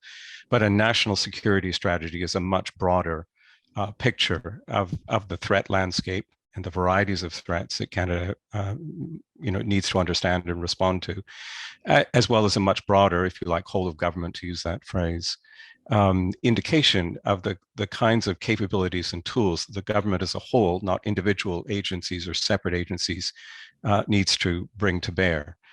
And the idea of a national security strategy in that broader, more comprehensive package is similar, surely, to the idea behind something like the CISIS annual public report or a variety of CSE threat assessments that they've produced. And now CSE is required under new legislation to produce its own annual public report, which will be advantageous. All of this, I think feeds the same requirement, at different levels of scale. And that requirement is, among other things, and importantly, greater public education. That's the purpose of a national security strategy. Now, there are, of course, multiple audiences for a national security strategy. One of the audiences is government and the bureaucracy itself. National security strategies are kind of marching order, saying, this is how we see the world of national security, and this is how we intend to respond. There's a parliamentary audience, there's a political audience, there's a domestic public audience, there's an allied audience, which is a very important thing. And frankly, our allies must wonder what is it in the Canadian political water that prevents them from producing national security strategies. And then there's signaling to adversaries. So there are multiple audiences, all important, but the key one is a public audience. But that public audience deserves something more than relatively narrowly constructed messages from individual agencies responding to the piece of the threat environment that matters to their mandate. I think Wes knocked it out of the park with that answer. I can't really add a lot. I think first and foremost is that annual reports that come out from CSIS or CSE, those are not policy statements. They are just statements that are, I shouldn't even use the word statement. Those are annual reports basically on their activities, what they've done, all the great work that they've done, the challenges they face, the gaps that they face, et cetera, et cetera. So they are not government statements, and they're often signed off at the deputy minister level. They're reporting of activities and challenges and threats, et cetera, et cetera. And they are also, and Wes said this, but just to reinforce it, they're doing exactly what we don't want, and what Wes said at the beginning is they're siloed, right? This is what CSIS does, this is what CSE does. You want a whole of government policy statement from the government, signed off by the prime minister or ministers that are integrated. And so these are the broad policy objectives that we want for national security. I would say including a national security definition, going back to what is national security for Canada. These are the tools and authorities that we need, not just for CSIS or CSE, but all departments, all agencies across the government, so that they can carry out the policy directive. A little bit about governance. I mean, you could see coming out of a policy statement that we will create a permanent, quasi-permanent committee of national security. How we work with our allies, which I think was mentioned, because we can't do this on our own. And I think the threat assessment is really important. And so that would kick off any statement. So CSIS has its threat assessment, CSE, et cetera, but a broad government of Canada, this is the threat. This is the threat for all of us, is what you need. So they're very, very distinct products and very distinct phenomenon, if you want to use that word. So definitely having an annual report from CSIS or CSE doesn't cut it in terms of a policy statement. It's not a policy statement. To build off of that, how can security and intelligence agencies be judged as failures on the pandemic when it was never in their mandate? So I'll take that one because I've spent a lot of time researching this, both in connection with advisory work I did to the Auditor General for the Auditor General's office, as well as my own study through documents available through the Access to Information Act on CF Incom. The reality is that the lead agency in the federal government for preparedness and understanding of health security threats was the Public Health Agency of Canada. The Public Health Agency of Canada had an analytical capacity that it deployed to try and understand the nature of the threat posed by COVID-19. That analytical capacity failed. It existed, it had a mission, but it failed. It failed abysmally. And I don't say that, again, for the purposes of scapegoating. I say it because we can't afford to see such failures in the future. And the degree of failure, I think, has been acknowledged in the Public Health Agency of Canada's response to the Auditor General's report, and clearly signaled in the independent panel report on the Global Public Health Intelligence Network. The question is the nature of the response, the nature of creating a better capacity in the Public Health Agency of Canada, and not there alone, because a siloed capacity on something as complex as global health security threats is not going to be sufficient. Now, the other key agency that we're aware of that had an analytic mission and capacity to deal with health security threats was, in fact, Canadian Forces Intelligence Command, and under that, a group at D&D called the Health Services Group, which reported through CF Incom and consisted of medical experts. CF Incom did regular intelligence assessments from early January 2020. They were on this question early on. They did regular threat assessments of the risk that COVID-19 would pose to Canada, Canadians, and Canadian military operations, and they got it wrong. And we just have to recognize that fact. They got it wrong. It was a challenging question to answer for sure, but they got it badly wrong. And so we need to do something different and something much better in future. I hate to cut in as things are getting interesting, but I think it's time to thank Azka and Wesley and Vincent for a really interesting panel, and I think a very important one for the future of the community. And it's time for Jessica to give us some closing remarks. Thank you. Thank you so much, Greg, Wesley, Azka, Vincent. It was a very interesting panel.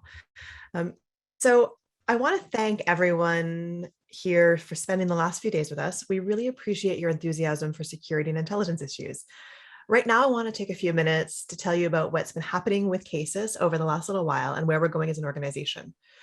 But before I do that, I want to thank our conference organizers, Greg Fyffe and Thomas Junot, for organizing a great conference, and to Laurie Storsatter for keeping us all up to date on what was happening. This has been a really excellent mix of speakers with really different perspectives and approaches to intelligence and security issues. And I know I learned a lot and had my ideas challenged, and I hope you did too. I also want to thank the University of Ottawa Centre for International Policy Studies for helping with the organizing and administration of the conference. They really bring a professionalism to the process that makes everything seem effortless and seamless. So a special thank you to Anna, Mike, and Andrew from SIPS for their efforts in making sure everything came off without a hitch. And of course, I want to thank our speakers who came from all across the country and around the globe to share the last few days with us. It was lovely to get so many different ideas and perspectives together again after our hiatus last year. And I'm very hopeful that next year we can do this in person. And finally, I want to thank Greg Fyffe, outgoing CASIS president, for all his hard work steering CASIS over the last few years. I know as an organization, we've had some challenges, but his efforts have kept the organization alive and laid a really solid foundation for our future activities. The annual Symposium, which is a cornerstone of our activities and will remain that way, has long had that Greg Fyffe touch, making all of our symposium grounded in current events, but with that eye to the future. So thank you so much, Greg, for your tireless work for CASIS, and especially for your support as I transition into this role. So as some of you may know, we conducted a stakeholder engagement survey this year and met with some stakeholders individually. I'm going to share some of the results of that engagement with you today because sets the strategic direction for our organization. The feedback that we got from our membership was fairly consistent across the board about what they want to see from us, essentially what you want to see from us. First of all was increased student engagement. I know you all met Ottawa Carleton University Cases Club President Azka just now, and I'm pleased to say that she's going to be joining us as the student rep on the Cases board. We're also very keen to establish Cases clubs at other universities, so if you're a university student listening to this, please do reach out. We'll also be partnering with our student associations on more events to come, so stay tuned for that. Our membership also wanted increased communications from us. Lori's regular emails were very popular, so those will continue. We're also planning on, of course, updating our website, work that's been underway already, and exploring starting social media accounts to share information about Cases events with you. Our membership has also told us they want us to hold a few more activities every year, which we're planning on doing as well. Our annual symposium will, for this foreseeable future, likely remain our flagship event, but we do plan to host shorter events more regularly and hopefully some in-person events in the near future. Finally, our membership also told us that they want us to diversify both in terms of our membership itself and our content. This means, in my view, bringing in different perspectives on issues, including a more critical perspective on some of the less positive aspects of national security and intelligence practices. So if you're a scholar or practitioner in that space, please know that you're welcome here and don't hesitate to reach out to suggest some activities or events, and we'll be trying to incorporate more of that sort of critical perspective into our work here. Really try to generate that debate. So you'll notice if you've been to our website recently that it has been updated, and we intend to keep that up to date a bit more regularly. Our objectives as an organization are also in the process of being streamlined. Nothing major. Our main activities and mandates are going to remain largely the same, but we're going to modernize them a little bit. And I want to thank our board members, Nairi and Julia, who've been leading on both of these different initiatives. So this brings me to the big announcement that I wanted to make. So in order to support all of these activities and our future direction, we've decided to hold a student paper contest in 2022. One of our partners, the Canadian Security and Intelligence Service, has agreed to support the contest. To that end, we're pleased to be able to offer two prizes, a $2,500 award for a graduate level essay and a $1,000 prize for an undergraduate essay. The service's support of this contest reflects the priority that they place on engaging stakeholders and thought leaders on national security issues. The service and CASIS share the objectives of working to inform a wide and diverse spectrum of Canadian voices across multidisciplinary fields of expertise, and we find value in these different perspectives. Je veux aussi mentionner que la compétition sera ouverte à des soumissions dans les 2 langues officielles. Nous sommes fiers d'être capables de juger un concours dans un format bilingue, alors n'hésitez pas à écrire dans la langue de votre choix. Tous les détails de la compétition seront disponibles en français et en anglais sur notre page site web bientôt. And of course, there's more to the prize than just the award. We'll also be inviting our winners to present their papers at CASIS events, which I'm sure will draw a good crowd from the intelligence and security community in Canada, especially if there's any of those critical topics available. So one of the questions addressed at this conference has been the impact of complex geopolitical and global changes on Canada's threat environment. These changes are anticipated to shape what Canadians expect from their security and intelligence community. So our question to you is, which change drivers do you believe will have the greatest impact on the threat environment and the future of Canadian intelligence requirements? What are the essential elements and attributes in terms of human, structural, technological, and ethical of relevant, effective, and trustworthy intelligence services in this future environment? Details of the contest will be available soon on our website, but don't worry, the contest won't close until around March 2022 or a bit later, so you still have plenty of time to prepare. So with that, I want to thank you all again for participating in our conference, and we look forward to seeing you again soon, either online or in person. Thank you again to everyone who worked so hard to make this event a success. Please stay well and stay safe.